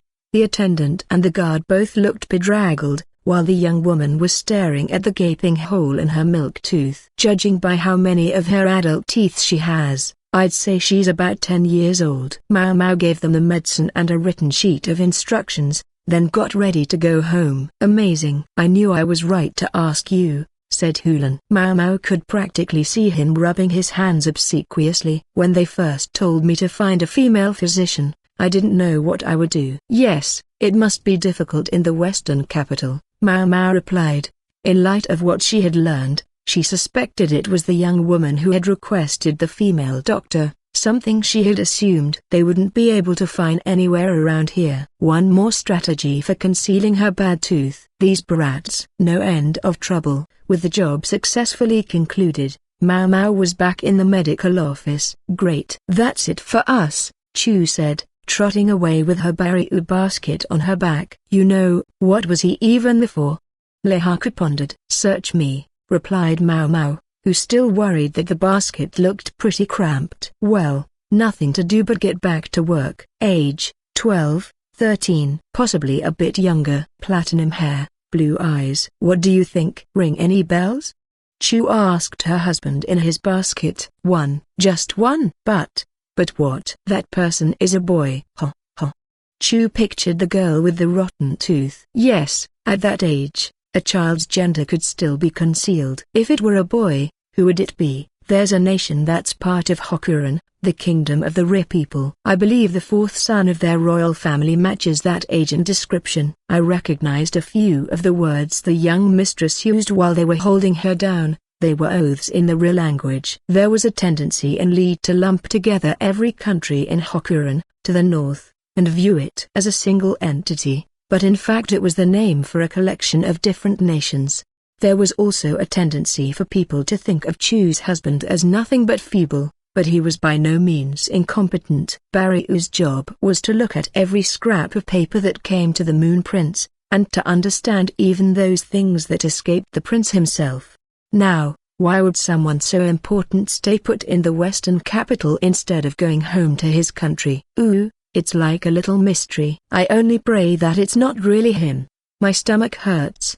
After that there were no more sounds from the basket, as if to say, "Please, speak no more." So Chu returned silently to the room. She would have to make something nice and easy on the stomach for dinner. Chapter 10, Emergency Patient. Emergency Situation. Autumn wore on, and the harvest took place on the cusp of winter. Many plants leave their seeds just before winter. Even in the capital, it was considered to be rice harvesting season. That made it a very busy time for farmers, but they weren't the only ones. Miss Maomao, could you give us some help with this?" Chu appeared in Maomao's room and dropped a pile of papers on her desk with a thud. They turned out to be records of harvest yields. Miss Chu, why are you bringing these to me?" "Good question." "It's on the Moon Prince's orders.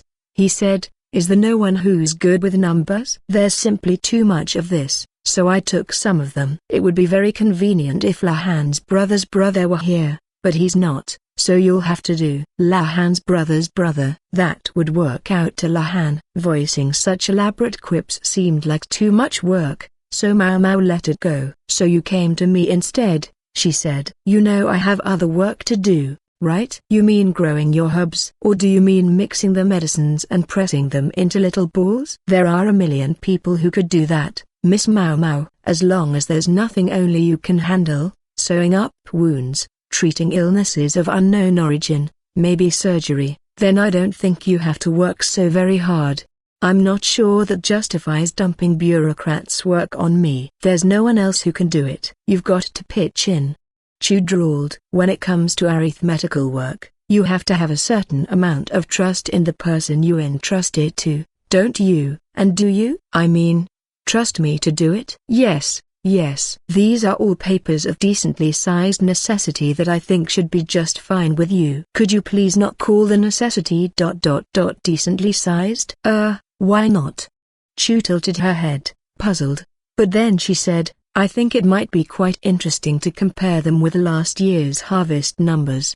Thud. She deposited another stack of papers. "Meaning you want me to compare this year's numbers with last year's and find out how short we are on the harvest?" "I love how you're always so quick on the uptake, Miss Maomao." Chu stuck out her tongue playfully. "I'll go ahead and give instructions to everyone outside." "You seem busier than usual, Miss Chu." Under normal circumstances, she would have bugged the quack doctor until he produced tea and sweets.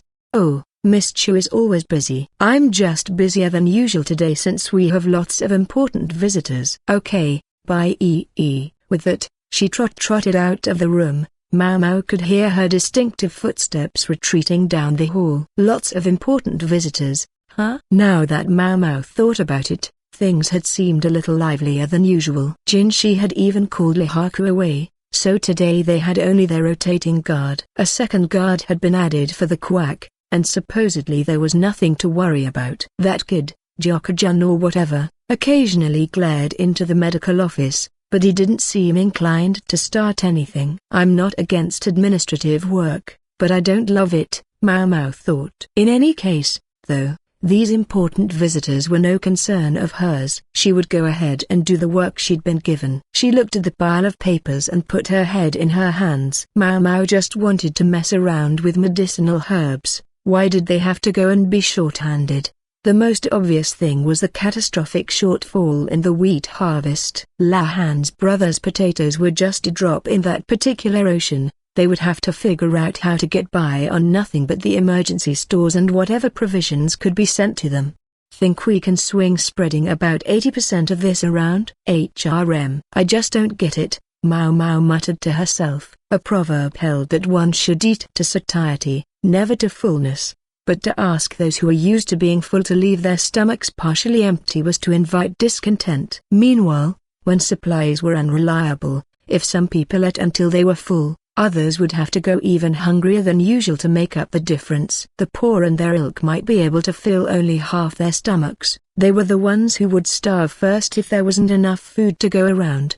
If tens of thousands of minds could be brought to think as one, they could almost certainly have gotten by on 80% of the normal amount of food. But that wasn't possible. It was just human nature. No, stop. She couldn't start empathizing with numbers. Letting herself get all depressed about this wouldn't do anyone any good. It would just make her less efficient at doing her job. She had been at it for about an hour, muttering thoughtfully to herself the whole time, when she noticed someone peering into her room. "Can I help you?" she asked. She turned to find a young woman, Gyoku-ou's granddaughter, Xiahong. Maomao gave her a hard look. She knew what a soft touch the quack was with children. He'd probably let her right into the office. Xiahong gave a little jolt and backed away. Well, Maomao didn't want her being frightened of her. She tried to make herself smile, but it must not have been going very well, because the girl backed away even farther. Maomao said. "I'm afraid we can't have people stopping by the medical office when they have no real business here. Furthermore, this is my personal room." That was as conciliatory as Maomao could be. "There a patient," the child said. "Can you look?" Maomao had to strain to hear her. "A patient? Where is this person?" "There, over there." Xiahong just pointed. "I'll need you to do more than point. Please help him." "Uncle Shikyu, he's dying." Xiahong was struggling not to cry. She was too meek for this to be an act. She seemed to be in earnest. Maomao wondered what to do. This didn't strike her as a childish prank. If Shikyu, Gyoku-ou's eldest son, was indeed on death's doorstep, Maomao couldn't possibly just ignore him.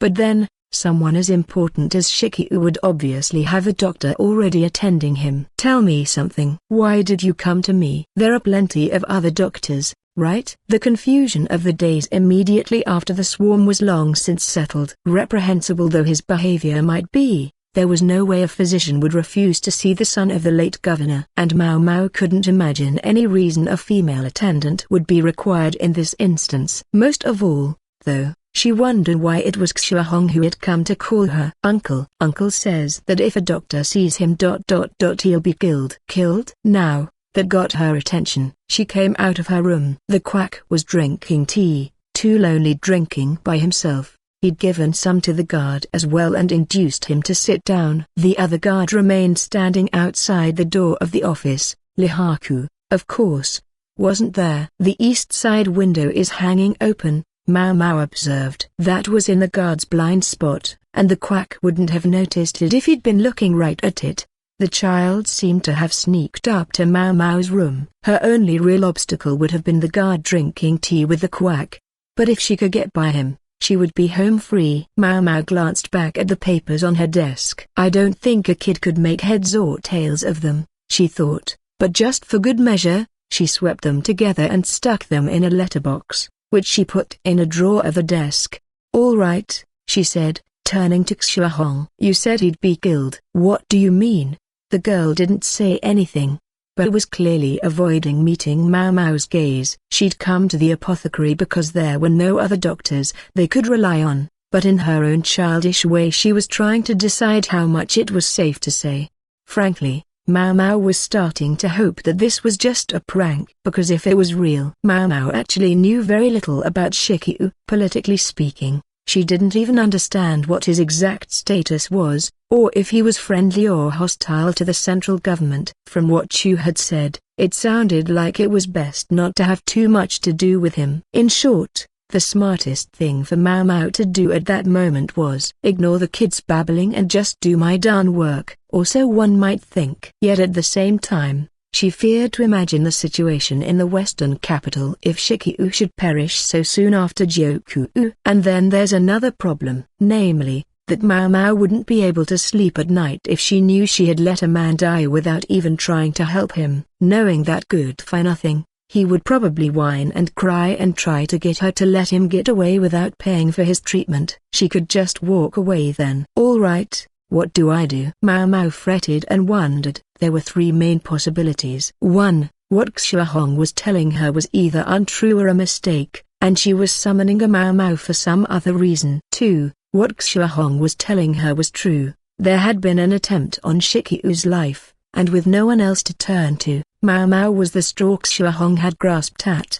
3. What Gyokuen was telling her was true. There had been an attempt on Gyokou's life, and there was no one else to turn to. However, there's always the chance that it was the central government that wanted him dead. Normally, she would report something like this to Jinshi, but in this case she didn't have the luxury of that sort of time. Gyokuen watched Maomao, her eyes brimming with tears. Why would he use this girl as the messenger? If Gyoku-jun had shown up with the same request, Maomao would have laughed him out of the office. Damn it all. After all her fretting and wondering, Maomao heaved a sigh. All right, she said. Show me where he is. Maomao caved to Gyokou's request, but as she went, she left something on her desk.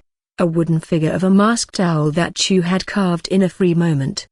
Please, don't be the third possibility, she thought. She packed the minimum of medical instruments into a bag and headed down the stairs. Gyokuen would sneak back out the window. Oh, fancy seeing you here. I thought you were going to spend today cooped up in your room, the quack doctor said. The guard drinking tea with him studied her too. I just need a change of air. I'm going to go check on the herbs in the greenhouse, she said. That sounds nice. The quack continued to brew more tea, with little or nothing in the way of suspicion. The conversation should provide plenty of time for Gyokuen to get back outside. Master Lahaku isn't back yet? Maomao asked. No, he's on loan to the Moon Prince. They needed someone good and strong to guard him. Our friend should really be looking after more important people, anyway. The quack seemed to regard Lahaku primarily as the to-be his tea-drinking buddy. Maomao bowed politely to the guard at the door. I'm going to the greenhouse. Please take good care of the master physician while I'm out. Looking as nonchalant as she could, she left the medical office and grabbed a basket, just as if she were really going to check on the herbs. So, what if it really was the central government that tried to take out Gyokuen? There was every possibility, but at the least, she assumed it hadn't been Jinshi's idea. If she'd thought for a minute that he was behind it, she would never have left such an obvious clue as the owl on her desk. Jinshi had kept his peace despite Gyoku-ou's relentless mockery. Gyokuen was probably nothing more than a cute little rascal to him. Gyokuen peeked out from behind a tree. This way. Maomao joined Gyokuen and let the girl take the lead. Bureaucrats on business as well as servant men and women around the estate glanced at them as they passed, but no one seemed to take too much interest. They had to be careful not to look too furtive.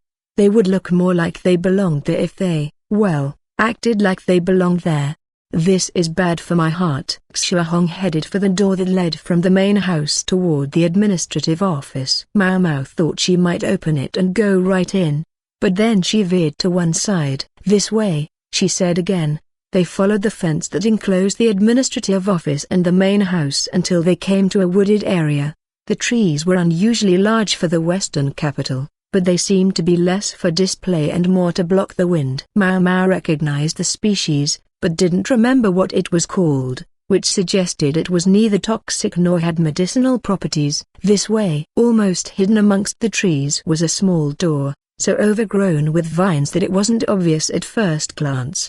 A hidden passage? Maomao was starting to get the feeling that whatever was going on, Gyokuen hadn't been making it up. The door had a clever locking mechanism, and it took the girl a moment of finagling with the key to open it. How does she know about this thing? Maomao would have assumed that a hidden passage like this would have been kept secret from everyone but the family's direct bloodline. Even relatives would have been kept in the dark. Yes, Xiahong was Gyoku-ou's granddaughter, but subsidiary family lines were seen as less important. Maomao squeezed through the door and found herself in a long, narrow passageway. There was a fence to either side, and overhead a canopy of tree branches. Xiahong. There was a man there, his face bloodless and pale. Shikyu. Another child was already with him, the cheeky brat Gyokujun, who was a tearful mess. Maomao went straight to Shikyu. His abdomen was covered in blood. Who is this? Shikyu managed. The doctor, said Xiahong. Shikyu gave Maomao a look at once appraising and searching. A doctor? If you're a doctor, then help my father. Make him better. Gyokujun demanded, sniffling noisily. Keep your voice down. Don't shout, Shikyu said, firm with his son despite his condition. Gyokujun looked at him, wide-eyed, and answered yes, sir, in a small voice. Gyokujun was in the direct family line, for what it was worth, and he'd probably been told about the secret passageway. The boy, who had never shown much understanding of his own position, probably thought of it as nothing more than a secret base to play in, and must have shown it to Xiahong just to impress her. May I look at your wound? Maomao asked. You? The likes of you is going to examine me? Said Shikyu, who sounded in control in spite of all the blood. Maybe the wound wasn't that bad after all, or maybe he was putting on a brave face. One thing was for sure. The blood on his shirt was expanding steadily. I don't particularly care whether I examine you or not, but if we don't stop the bleeding soon, I think you're going to die of blood loss. Shikyu paused in thought. It was too late to send Xiahong to find another doctor. It was an open question whether either his son or his niece could locate one of the adults and convince them to come with them. Gyokujun, in particular, might simply bring the quack. If the injury wasn't really so bad, Shikyu could afford to chase Maomao away, but if it was as serious as it looked, she was his only hope of treatment. What will I do if the wound isn't bad? It occurred to her that he might try to kill her on the spot to shut her up. If that happened, then, with apologies to Xiahong, she would have to use the little girl as a hostage. Shikyu might look like a ruffian, but even he, Maomao hoped, would hesitate to harm the niece who had helped him. Or maybe his son Gyokujun would make the better shield. After a long moment, Shikyu said, all right, and showed her his blood-soaked belly. Look at this. This was a piercing wound if Maomao had ever seen one. The flesh of his side had been torn open. No wonder he was bleeding so heavily. Ugh! Gyokujun mumbled, and Shikyu clapped a hand over the boy's mouth before he could make another noise. Instead, Gyokujun fainted clean away. Xiahong covered her mouth and looked away, but at least she understood that she couldn't scream. Apparently, this man Shikyu was very good at putting on a brave face. A poisoned arrow? Maomao asked after a moment. Shikyu snorted. Figured that out.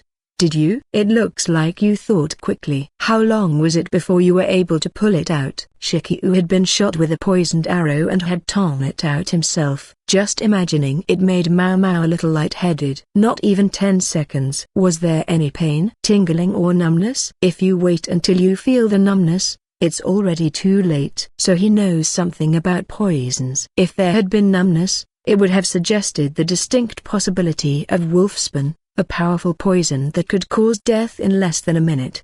Where were you attacked? Maomao asked. Do you need to know that? If he'd been shot in the administrative office's hidden passageway, then the shooter would probably have been firing from the administrative building itself or else the main house. And why had he sent Xiahong to call Maomao, rather than seeking help from someone nearby himself? Perhaps because he didn't know what an adult sent to call a doctor might do. Even sending a girl so young had been a real gamble. Should I take this to mean that this was a family quarrel? If so, then it wasn't the central government that had made the attempt on Shikyu's life, but one of his siblings. There were plenty or people who stood to benefit in terms of the succession and inheritance with the eldest son out of the picture. Xiahong might be quite fond of Shikyu, but even the girl's own mother was a potential suspect here. Maomao urged Shikyu onto his side, then took a handkerchief from her robe. Gyokujun was still unconscious, so she left him where he lay. "I take it this was a dart, not an arrow proper?" Maomao asked as she pressed the cloth to Shiki-u's abdomen and waited for the bleeding to stop. "What makes you say that?" "You tore it out before there was any pain or numbness, meaning you had immediate reason to think that it might be poisoned. And the weapon was a blow dart, not an arrow, because using a bow and arrow on the grounds of the estate is difficult, isn't it?" When the wound blood finally stopped bleeding, Maomao took out her needle and thread. It was only the muscle and flesh that had been torn. The internal organs were unharmed. Best to sew it up right away, even if the sutures would be a bit rough. "Where's the dart?" Shiki-u handed Maomao something wrapped in a cloth. She saw discolored bits of flesh, and a needle head. She could investigate what kind of poison it was later. "This is going to sting. Just stay with me." "Here goes," she said, and then she started sewing. True to form, Shiki-u's face twisted, but he didn't cry out. Xuehong was looking resolutely away from the scene. "There, that should do it." By the time she had finished stitching, Maomao was covered in blood. She'd come here secretly, but if she went back looking like this, everyone would know she had been treating someone for something. "I knew I should have just ignored the whole thing," Maomao thought, starting to feel annoyed. She cinched a cloth belt around Shiki-u's abdomen. He groaned aloud, but he would just have to live with it. "That takes care of the emergency treatment." There was still a problem, though. If Shiki-u left the confines of the hidden passageway now, it would be impossible to know who was a friend and who was an enemy.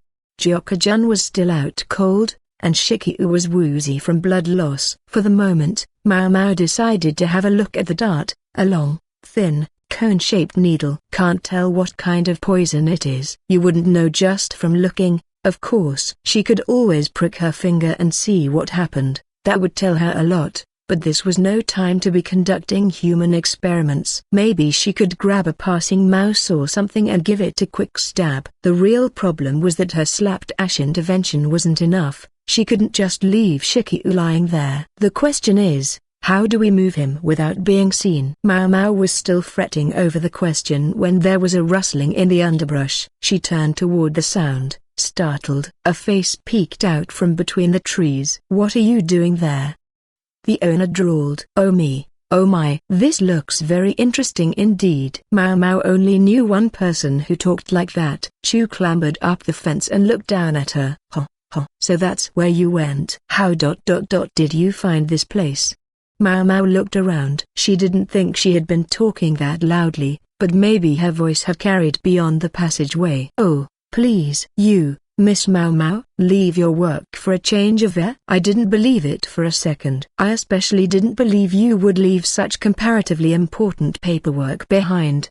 Chu rubbed the owl figure between her fingers. "I heard that dear brother Shiki-u was visiting the main house, but I haven't seen hide nor hair of anyone for the last 2 hours. And there's something in the air at the house and the office. Something strange." She was frighteningly sharp. How did Chu turn out to be so capable? It was also daring of her to refer to dear brother Shiki-u when he was right there, hazy with blood loss or number. "You look a fright, Miss Maomao. We'll have to run a bath for you. I'd rather you took care of the patient and these kids." She indicated Xuehong and the unconscious Gyokujun. Yep. Chu hopped over and down from the fence. At the same moment, the hidden door opened and several men came through. They started trying to pick up Shiki-u and the children. "Come now, Miss Maomao, this way, please. Here's a top you can wear." Chu put her own wrap over Maomao's shoulders. All that blood would just attract too much attention. She seemed her usual, lackadaisical self. And yet, there's something going on here. Something nagged at Maomao. Not something big, just the sense that Chu was going a little faster than usual. She seemed to be busying herself protecting Maomao, but who was it who really needed the attention right now? Wasn't it the injured Shiki-u? "What's wrong?" Chu asked. "Why'd you stop?" "Miss Chu," Maomao said and glanced backward. 2 of the men had hefted Shiki-u between them. An alarm bell was going off in her head. I absolutely should not say this. She should toddle off, take her bath, and pretend not to have seen any of this. That would be the smart play. But there's still the chance that it was the central government that tried to have him killed. And I don't think Jinshi was behind it. Slowly, Maomao opened her mouth. "Miss Chu," she said again. "Yes, Miss Maomao." "What is it?" Chu was smiling, just like she always did. "Where are they taking Master Shikyu?" There was a beat. Then Chu said, Hey, Miss Maomao." She clapped a hand on Maomao's shoulder. "You're such a handful, you know that? Sometimes you are too smart for your own good." Chu's eyes looked a little wider than usual, and they weren't smiling. Chapter 11, The Southern in Town. "Wonder where I am," Maomao thought. She sat staring at a candle in a two-room suite where Chu had deposited her about half a day before. Xiahong slept in the bed that stood beside her, while Shikyu and Gyokujun were in the adjoining room. There was more than just a way into the secret passageway between the main house and the administrative office. There was a way out as well. Maomao had done exactly as Chu told her as she shepherded them out of the tunnel, after which Chu had blindfolded Maomao, hustled her into a carriage, and then brought her here, wherever here was. "Just play nice and don't make any trouble," Chu had requested, after which she had gone off somewhere and had yet to come back. At their destination, however, Maomao had found a change of clothes ready for her and was given food as well. Their treatment was, all in all, reasonably polite. "Wish I could say this was the first time this has happened." As she thought back on another instance of being kidnapped, Maomao drank some highly acidic grape wine they'd been given in lieu of water. She knew her tastes well. There was even dried meat and fish to go with the drink. There was also a bucket along with bandages, painkillers, anti-infectives, and more. Given that Shikyu was in the next room, this seemed to be an implicit command to treat him. Chu had confiscated the poison dart, so Maomao couldn't investigate it at the moment. Maomao didn't even have it in her to try to run away. Did they think that she would never leave an injured person? Chu seemed to have covered all the bases, and even seemed to know exactly what Maomao was thinking, so running away was unlikely to be productive even if she had wished to try.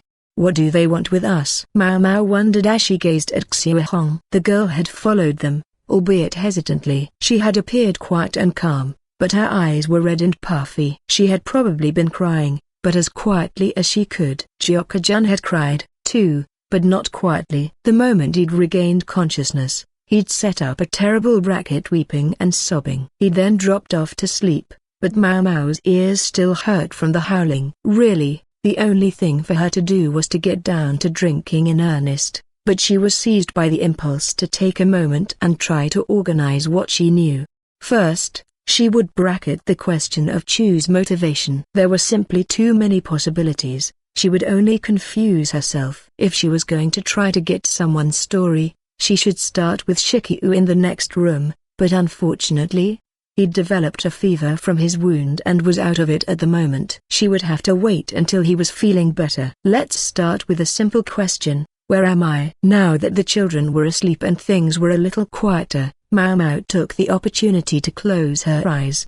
The room was closed off, but she could still hear sounds from outside, a medley of talking voices. "We're in a town. So one thing we can say is that we're not in an isolated shack in the middle of nowhere." How long had she been in that carriage? Not very long, she thought, but it wasn't a short ride either. More than long enough to get well out of the western capital, assuming they hadn't taken some roundabout route just to confuse her, which was doubly unlikely since her captors appeared to have other things on their minds. It seemed safe to conclude that they'd gone to one of the neighboring towns.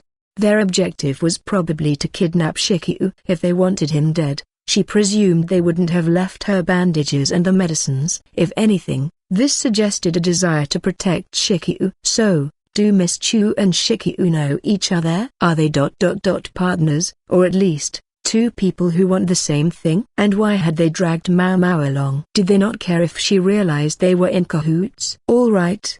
Is there anything else? Any other clues?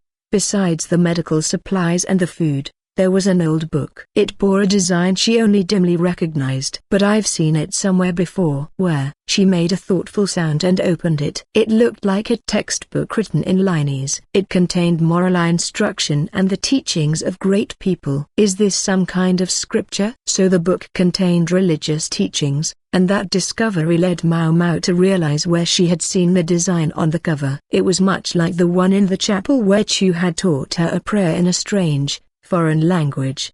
Did this book belong to Chu, then? Maybe not. Miss Chu seems like about the least religious person I can think of. She was more likely to eat the food offerings right off the altar. Maomao flipped through the book. Interestingly, it was written in several languages. Linese was first, but further back she saw a language from the western reaches, along with other characters she didn't even recognize. "Oh Lord, do you see us, Lord?" Maomao recited the words Chu had forced her to memorize. Had Chu herself learned them from this book?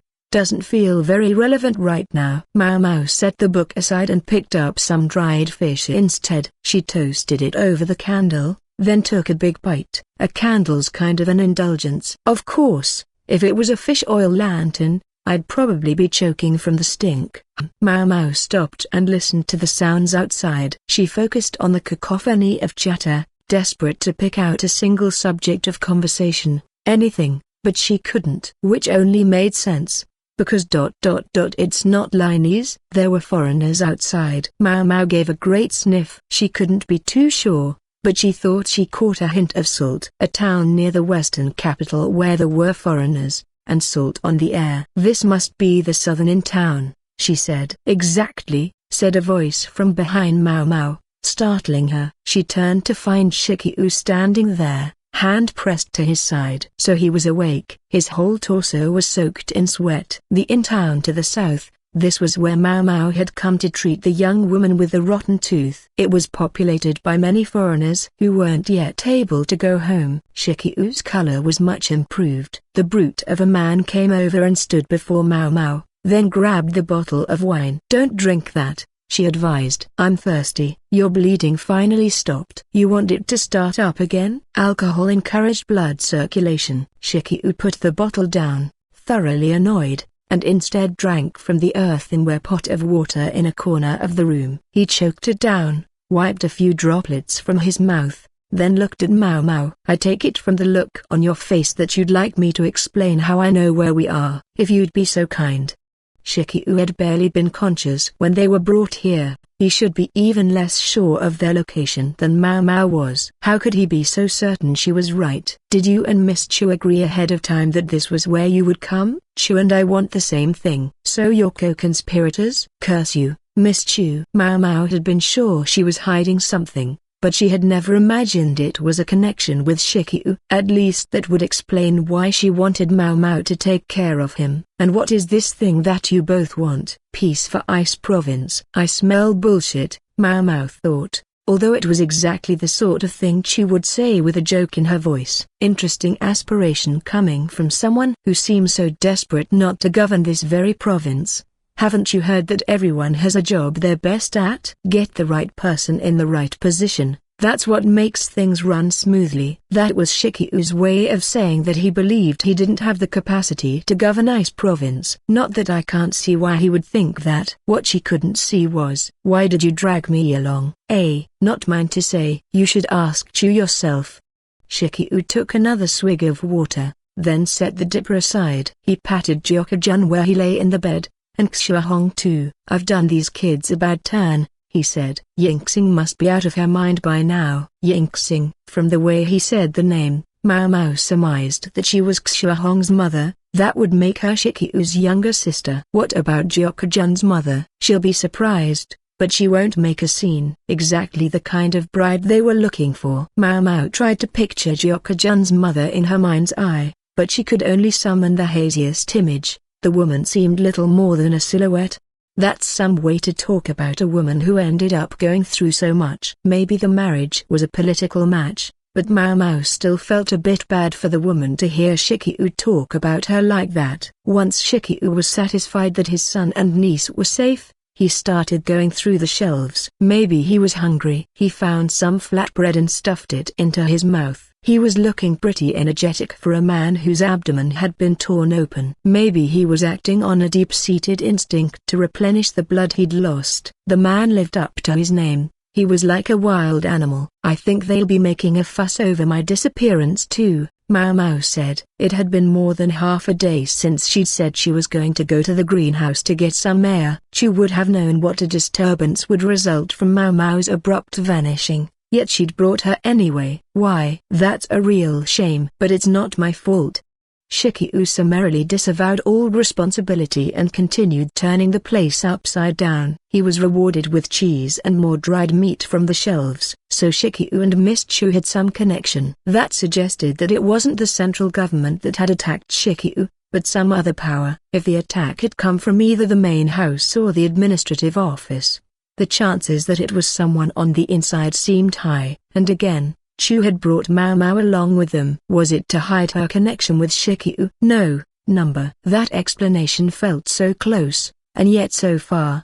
She sensed there was another reason. Throw in the fact that Gyokuen apparently knew this was the post town. And were Gyokuen and Miss Chu originally supposed to meet here? Was that why Chu had seemed so busy? Maybe she'd dumped all that paperwork on Maomao in order to keep her from wandering around outside. Yet this was hardly the easiest place for Chu and Gyokuen to meet. So why here? Was he originally planning to meet someone else? And had he been attacked before he could meet them? Whoever attacked him, maybe they were trying to stop him from getting to whoever he was supposed to see. Someone he was supposed to meet here in a town full of foreigners. The answer practically appeared of its own accord. Gyokuen watched Maomao pondering. Looks like you're as sharp as you'd expect Grand Commandant Kan's daughter to be, he said. That old fart is a complete stranger to me. Ha ha ha. I guess young women push back against their fathers in every family. Gyokuen laughed merrily and took a bite of meat. Like I said, you seem like a clever girl. If you figured out that this is the inn town, then you can probably also guess what I'm here to do. I'm afraid not. Incidentally, do you think I could go home soon? Maomao was very interested in leaving before things got any further out of hand. She didn't want this turning into another Shi clan thing. Jinshi has his hands full already anyway.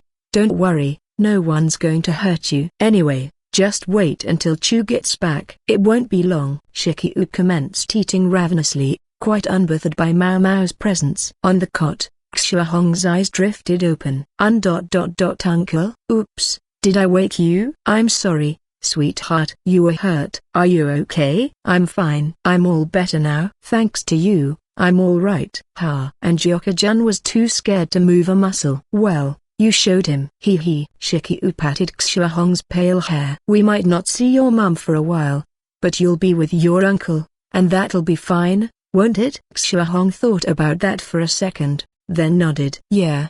She did seem to like Gyokuen a lot. At the same time, Maomao thought she saw another reason Gyokuen tormented Gyokuen. Who wouldn't be jealous if their beloved, nearly absentee father liked their cousin better? Gyokuen lightly toasted some cheese and put it on some bread, then gave it to Gyokuen. She looked hesitant at first, but her uncle had given it to her, after all, so she started taking little bites. All right, fair enough, Maomao said. When is Miss Chu supposed to get here? Within a few days. It won't take longer than that for everything you're imagining to be over. But during that time, you cannot go outside. It's a shame I don't have anything to do here. It's not like we were planning on having you. I'm assuming you spoke up when you should have kept your mouth shut. Maomao didn't reply immediately to that. Yes, she had. If she'd pretended not to know anything instead, would Chu have let her walk placidly back to the medical office? I'm not actually sure. One thing looked increasingly certain,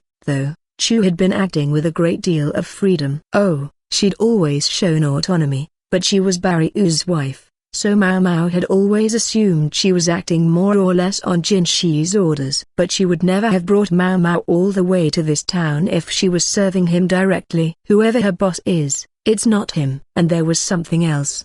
There's a very good chance that their motives and Jinshi's aren't the same. All right. If Chu and Gyokuen wanted the same thing, did that mean Chu was on I-sei's side? What am I supposed to believe now? Maomao heaved a sigh and opened the weathered holy book. She just happened to open to the page that said, "Oh Lord, do you see us?" Chapter 12, The Kingdom of the Ri People. Let's turn back the clock a bit. There's someone who craves an audience with you, Moon Prince. The root of all evil. No, wait, his name was Rikusen. Showed up at Jinshi's office. Gyoku-ou's second son, Filong, was with him. I wish you greetings, Moon Prince, and beg to express my unfettered delight to see you well this day. This was going beyond obsequious, Jinshi thought. What was the idea? Before, this man had rubbed him the wrong way. Recently, he had become positively aggravating, and Rikusen himself seemed perfectly well aware of that fact. He might even have been doing it on purpose.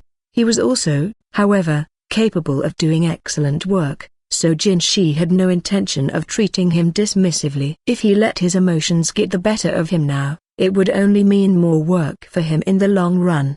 He had the distinct impression that Rikusen might even like it if Jinshi drove him out of his position. What do you need? Jinshi asked. Is it something that can't be conveyed by more of your paperwork? I thought it might be best to present this matter to you in person, sir. Rikusen glanced pointedly around the room. Leave us for a moment, Jinshi said to the guards and bureaucrats with them. Basen was there, too, as was Barryu behind his curtain, but that shouldn't be a problem. Gao-shun was on night shift guard duty, and currently getting some sleep. If you think this is going to take very long, please feel free to sit. My gratitude for your consideration knows no bounds. Rikusen helped himself to the couch. Filong sat as well, but at least he had the good grace to look reluctant. Rikusen had once served the freak strategist, and Jinshi detected no small whiff of the man's former boss in his audacity. Beside Jinshi, Basen frowned slightly, but he didn't say anything. He still had more growing to do as Jinshi's bodyguard, but he had matured much compared to how he used to be. Except for the duck standing next to him, that was going to have to change. A person from a foreign land wishes to meet you, Moon Prince, Rikusen said. Who? Jinshi asked brusquely. Normally, he would have expected to hear about such a matter before Rikusen, not through him. There were only so many ways a foreigner could get into this country. If they had come by sea or were stuck at the post town, Dahai would have brought it up with him. Someone from the Ri Kingdom.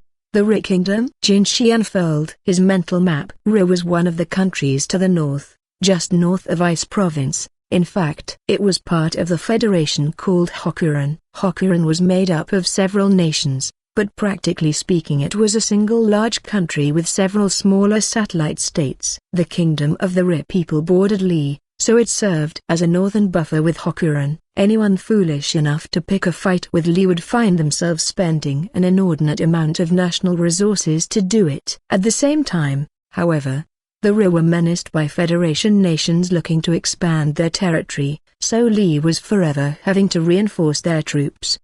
The Ri people seemed to have drawn something of a short straw, and Jinshi sympathized with that, but at the same time, they were not an exceptionally friendly nation. The two lands maintained cordial relations, that was all. Li sometimes imported Ri handicrafts via Shaw, and sometimes the Ri would send a special emissary in the name of diplomacy. Who asked you to intercede in this matter? Jinshi inquired, continuing not to mince words. Given how Rikusen had been behaving lately, it seemed likely to be quicker than beating around the bush. It was at this point, however, that Filong spoke. Perhaps I may answer that question, sir? He might have been Gyoku-ou's son, but unlike his father, he seemed fragile. You may. Filong bowed deeply. The emissary from the kingdom of the Ri was presented to us via an introduction from my uncle, my grandfather Gyokuen's second son. Filong knew very well that he had quite a few uncles, and rather than give a name, he simply referred to the second son. Jinshi knew the men's names, but admittedly, the numbers were easier to follow. The man in charge of land transport, yes? Jinshi asked. Yes, sir. The second son oversees transport by land, the third son transport by sea. Unlike Dahai, Jinshi hadn't had much contact with the second son. Small wonder he might reach out to Jinshi through Filong. And what does this emissary from the kingdom of the Ri want with me? As regards that, it seems the emissary would prefer to tell you himself, sir. Quite in contrast to Filong's apologetic attitude, Rikusen was smiling openly. He evidently relished the prospect of how Jinshi would respond. Jinshi had half a mind to arrest him for impertinence. Must it be me? Jinshi asked. We judged it most prudent to involve the most highly placed person in the western capital, Rikusen said smoothly. Jinshi privately vowed to find some excuse to punish him. Why not simply deal with this yourselves, Rikusen? Is your knowledge of the Western capital not far more abundant than mine? A nice, indirect way of saying that he didn't want to do it and would leave it to them. Rikusen's smile never faltered. I question whether my station is high enough for such a duty. A nice, indirect way of saying that he didn't want to do it either. Not high enough? Do you mean to suggest someone so important would be sent as an emissary? I should think so, sir, Rikusen replied, still smiling. Without letting his expression slip in the slightest, Jinshi closed his eyes. He heard someone knocking on a table behind the curtain. That was Baryu's signal. He knocked twice for yes, 3 times for number. His 2 taps now meant he thought that what Rikusen was saying was plausible. What makes you say that? Jinshi asked. I think there are several odd things about the recent situation of the Ri Kingdom. No doubt you know what I speak of, Moon Prince. I need not belabor the point. Another 2 taps from Baryu. Well, that settled it. Jinshi braced himself. Very well. I'll make time. I thank you. With deep bows, Rikusen and Filong left the room. When he could no longer hear their footsteps, Jinshi finally let out a sigh. Moon Prince, are you really going along with their request? Barsen looked disturbed by the idea. It's not a matter of going along. I don't have a choice, and in that case, it's my duty to do it. And Baryu? Yes, Moon Prince, came a voice from behind the curtain. What is the current situation of the kingdom of the Ri people? Do you have any idea what they might be seeking in this discussion? 2 ideas, sir. They heard Baryu rifling through some papers. The first is that, like Shaw, they may be seeking provisions. The kingdom of the Ri people is more northerly than Li, and they will have suffered more drastic food shortages from the swarm than we have. Jinshi could well imagine it. It seemed strange, though, that they would turn to a nation with whom they weren't even especially friendly to supply them with food. What's the other possibility? He asked. A succession dispute. Rumor has it that the king of the Ri people has been suffering with illness for the past several years. He has 4 sons, but the oldest is not the offspring of his queen. My most recent information was that the 2nd son was poised to inherit, but unfortunately, that information isn't so recent anymore, and I'm not sure what the current state of things is. They wish to involve Li in their succession crisis? Under normal circumstances, I agree, that would be extraordinarily unlikely. However, Baryu didn't quite seem to want to say what he was thinking. You have a suspicion? Jinshi prompted. Yes, sir. Do you remember when Sir Hulan asked to borrow a doctor the other day? He did. He'd granted permission when he heard Maomao wanted to go. At that exact moment, Hulan wasn't there. He was carrying a message. We sent Maomao, as I recall. Something about seeing a young woman, said Jinshi. Maomao had examined Gyoku-ou's granddaughter, Xiao, as well. Jinshi had assumed this was more or less the same thing. Yes, sir. As it so happens, that young woman bore a striking resemblance to the 4th son of the Ri king. Jinshi gave the curtain a cold look. That wasn't in your report. I conferred with my wife, Chu, and we judged it best not to mention. That wasn't for you to decide, elder brother. Barsen, be quiet, Jinshi said before Barsen could really start shouting. If a man in your position, Moon Prince, knew that the 4th prince of another nation was within his own borders, nothing good could come of it in the long run. For what was another nation's prince doing hiding in Li? There is a great gulf between knowing, not knowing, and pretending not to know. Something was going on involving another country, but only Jinshi's subordinates knew about it. Meaning that if anything went wrong, Jinshi could easily cut Baryu and the others loose. Controlling his anger, Jinshi said, and now I know. What of it? Considering the pointedness of your questions, I decided it would be better for you to feign ignorance than to be truly in the dark. Baryu didn't even try to hide it. If the emissary was after the 4th prince, Jinshi had half a mind to simply hand him over. That would almost certainly be the safest response for Li, unless the Ri believed that Li was giving the prince political asylum, or even acting as his backer in an attempt to set him up as the heir apparent to the Ri kingdom. That would be very dangerous indeed, which was presumably why Baryu had decided not to say anything. That, however, raised a question. If that was the fourth prince, mightn't the Ri believe that whomever he had made contact with in Li had actually led him here? After a long moment, Barry-oo said, "Yes, sir." "What of the medical assistant who examined the prince?" "If it was all merely coincidence, then there's plausible deniability. We've taken steps to ensure it." He was saying that there would be no harm to the medical assistant, in other words, to Maomao. "And is the plausible deniability?" "I believe so, as long as we don't go out of our way to provoke them." "Provoke them?"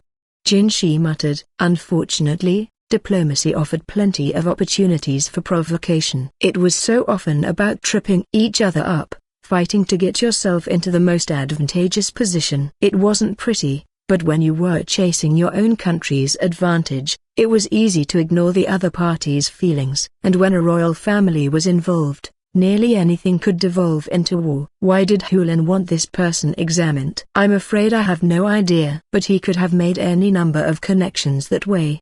Barry-oo's genuine ignorance was apparent in his voice. "Moon Prince," Ba-sen said slowly. He had been quiet until this moment. "What is it, Ba-sen?" I heard something, once." "What? What did you hear?" "Someone said that Sir Hulan is on good terms with his eldest brother, and that he supposedly asked Sir Gyoku-ou to make some foreign connections." "That's strange. I thought Hulan was insisting that his second brother, Long, should be the successor. But I gather the first and third sons are cordial with each other, and often talk together." Gyoku-ou, the oldest of Gyoku-ou's 4 children, regarded by all and sundry as little more than a nose-picking brute. If he was the one who had brought the Ri nation's 4th prince into Li, then the question of how to respond became more complicated. "Moon Prince, I think it may behoove you to distance yourself from Sir Gyoku-ou for a while." "Yes, I understand." For better or worse, the only time Jinshi had really met Gyoku-ou face to face so far was at the conference to discuss Gyoku-ou's inheritance. As long as it's someone else involved, there are still ways around this problem. But if it turns out you're connected to the matter, sir, then this won't just be I-sei Province's problem. Li itself will be seen as picking a fight with the Ri Kingdom. One certainly wanted to avoid that. And to that end, Barry-oo was prepared to become the lizard's tail. Gyoku-ou. Jinshi heaved another sigh. This would weigh heavily on him as he met the emissary. The meeting was to be held neither at the administrative office nor the main house, but at the western capital's most luxurious restaurant, the entirety of which had been rented out. It would be conducted in the presence of Long and his uncle, Gyokuen's second son. The emissary and his party gave Jinshi appraising looks. They hid it well, affecting genuine politeness, but Jinshi had spent enough time being sized up in the rear palace that he saw right through the act. Li was many times, many tens of times, more powerful than the Ri Kingdom, but the knowledge that the Ri had a massive federation behind them gave the emissary a big head. What's more, the Ri people were, by and large, brawnier and hairier than the Lineys. Jinshi could see the contempt in the emissary's eyes. For that reason, he made sure to choose someone especially tall and imposing as his bodyguard. Lehaku might have made a good choice. He could think on his feet, and Jinshi had some trust in him. But he had been with Maomao when she had gone to see the person who might have been the 4th prince, so for safety's sake, Jinshi decided to have Lehaku wait in the wings for now. Ba-sen had grown substantially of late, but he still hadn't reached his full height, and he had that hairless baby face. Jinshi instructed him to dress not as a soldier, but like one of the administrators. Ba-sen didn't like it much, but acquiesced when Jinshi said it was to throw the Ri delegation off. Nobody would suspect a clean-shaven bureaucrat to be capable of taking on a dozen men with his bare hands. Rikusen recused himself from the meeting, claiming he still had work to attend to. Jinshi had thought this would be a good moment to have him along, but at least it looked like he didn't mean to cause any trouble. Jinshi had the distinct sense that the man had grown rather more carefree lately. He asked Hulan, Chu, and even Barry-oo not to be present, since they had all been on the trip to see the maybe prince. He would particularly miss Barry-oo and Chu, who with their gift for languages would have been helpful interpreters, but there was no way around it. Given this dearth of close aids, Jinshi was very grateful that Gao-shun would be with him. Such were the trials of diplomacy. If they were simply going to stand there and accuse each other of things, Then there was no need to worry about the feelings of a country that wasn't even a friend. Nonetheless, Jinshi knew that his own face would help in a negotiation. He was shown to the room, and the moment the emissary and his party saw him, they froze. Then they stared intently at the scar on his right cheek and heaved sighs of disappointment. People sometimes mocked him for his looks, but it seemed the smile of a celestial nymph worked just as well on foreigners as it did on his compatriots. It might have been even more wildly effective had he been a woman, but that would have brought its own dangers. As Jinshi well knew, people not infrequently remarked that it was a good thing he had been born a man, so that the country need not fall to its knees under his beauty. If heaven was going to give him as gift, Jinshi often thought, he wished it had given him some actual talent, instead of just a pleasant appearance for people to make light of. As often as his looks had made his life more difficult, however, they had just as often helped him. If he could use them now, then he would. As emissary, the Ri had sent a man who much resembled an ordinary Linese, with yellowish skin and brownish hair. Only his thicker body hair and largish nose and eyes gave away his foreign birth. He was refreshingly direct about the purpose of his visit. A nobleman from our country is missing. Do you know anything about it? The subject was as expected. The man's tone seemed abrupt, but he was speaking through an interpreter, so it was hard to tell how respectful he was actually being. The emissary avoided mentioning the person's age and referred to a nobleman instead of a member of the royal family, but the question aligned with what Jinshi had been told. There is a possibility of kidnapping. If you know anything, we would like you to tell us immediately. To all appearances, the emissary looked deeply concerned for this missing noble, from the furrow of his eyebrows to the slight trembling of his hands. If this was an act, he was doing a very good job. Had the freak strategist been here, he would have known the truth immediately, no matter how good an actor the man might be. But Jinshi didn't have the courage to bring him to a diplomatic meeting. It would be like lighting a pipe by a powder store. Jinshi had to consider all the potential possibilities. If my older brother has caused any kind of problem, please allow me to be part of this discussion, Filong said with a grim look. My nephew's indiscretion would be my responsibility as well. I urge you to make a fair judgment, without regard for us personally. This came from Gyokuen's second son. As blood relatives, they were prepared to accept punishment, but what was fair in this case was hard to say. Normally, it would be impossible to make such a judgment without better information. If priorities had to be chosen, however, what should come first? Suppose for a moment that the noble in question was indeed the fourth prince. If they took the emissary's words at face value, then the prince had been kidnapped and brought to Lee. It would be most natural to assume Gyoku-ou had been behind it. If he had been involved in the abduction of a foreign royal, there would be no protecting him, even if he was the son of the former's governor. Worse, everyone knew what a black sheep he was. It would be best not to be involved with him, but be ready to simply cast him aside if there was any trouble at all. It might sound cold, but that was diplomacy. Letting a man run free when he caused strife with another nation or even sowed the seeds of war would result in tens or hundreds of times more deaths than merely his own. Suppose the emissary was not telling the truth, however, then the proposition was different. Without clear information, it could be impossible to decide what to do. Jinshi would have to order Gyoku-ou to be put under observation for some time, perhaps even barred from entering the main house or the administrative office. Even though they were meeting in a restaurant, the talks ultimately concluded with hardly a bite being eaten. The emissary and his party said that they would be staying at an inn for a while. Jinshi didn't know just how long that was, but he would have to keep his guard up. Sadly, it's always at moments like this that the trouble happens. Jinshi left the restaurant and climbed into his carriage. He requested some water to wash down the meal he had barely eaten. Ba-sen had loosened the collar of his administrator's outfit. Apparently he found it constraining. Thankfully, they hadn't needed him in the end. Someone knocked on the carriage door. What is it? Ba-sen looked suspiciously out the window. A message, sir, said the person outside, who handed them a letter with a simple wax seal. It was from Baryu. What does it say?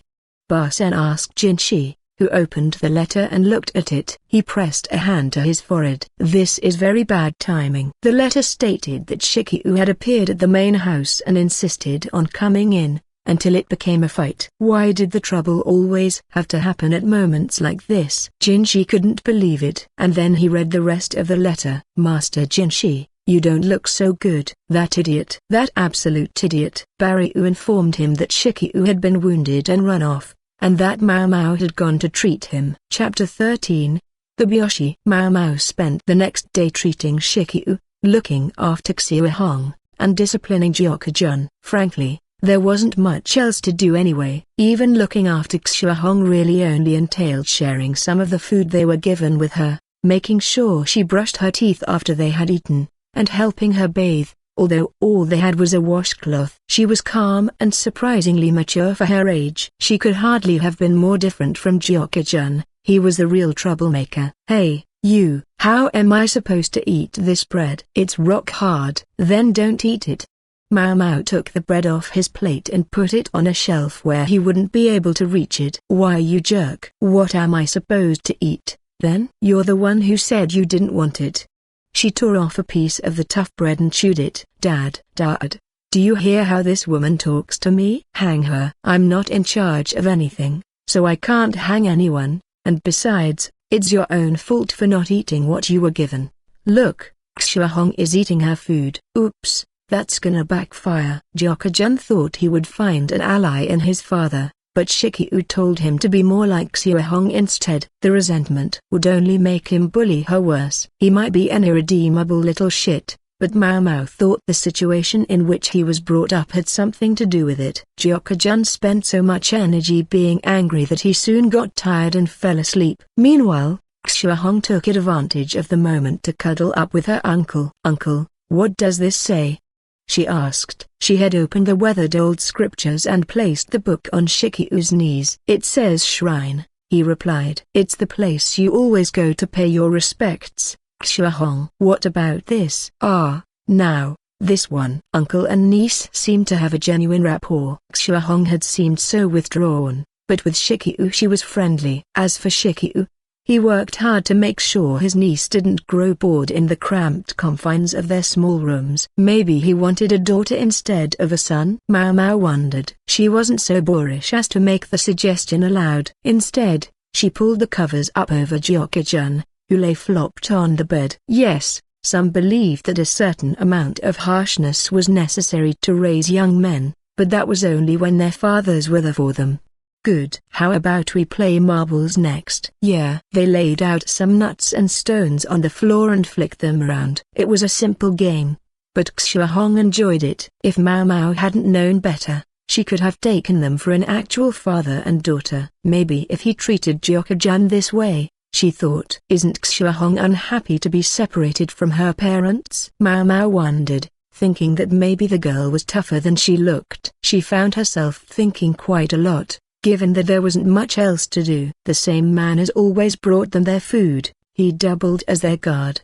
He was at least kind enough to give them plenty of water. When the guard brought their meals, he also brought letters that Shiki-u read without showing Maomao, then immediately burned in the candle flame. Maomao mourned the waste of precious paper, but whatever was in those letters, he obviously didn't want her to know. She strongly suspected that the disappearances of herself, Gyokujun, and Xiaohong had the household in an uproar, but where she was, nothing much seemed to change. Any commotion had failed to reach the post town. If the freak strategist learned that Maomao was gone, she expected him to march straight here and turn the place upside down. Chu must be doing quite a job to throw him off the trail. Shiki-u would manfully entertain Gyokujun and Xiaohong until they got tired and fell asleep. Gyokujun liked to hear stories of his father's travels, and Shiki-u would regale him with tales of his adventures the way other people might sing lullabies. Xiaohong would listen along quietly. One night,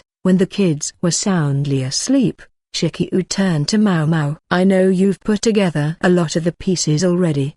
Do you have any questions for me? I wouldn't expect an answer if I asked you, and if you did answer, I suspect I would wish you hadn't. There were too many things in Maomao's life that she ended up wishing she didn't know. On this occasion, she'd brought this on herself by being too perceptive about Chu. All right, I'll tell you one thing. I'm leaving here tomorrow morning, and by evening, you'll be released. Very reassuring news. In the morning, Shiki-u would leave, and Maomao would be free in the evening. Presumably that meant that whatever the trouble was, it would be resolved during the day. Please tell me it doesn't involve attacking anything. Maybe they had been planning an assault and had isolated Maomao so she wouldn't be able to tell Jinshi of their plans. That made a certain kind of sense. But somehow I don't think that's what they're up to. If it were, the entire situation would smell fishier. I'll be best off if I can act on my own, Gyokuen said. If I asked you to look after Gyokujun and Xiaohong for me ... would you do it? I don't think it counts as asking when I can't possibly refuse. But while we're both being frank, I'm not a big fan of Gyokujun. They're in your hands. Maomao meant to take care of the kids in any event.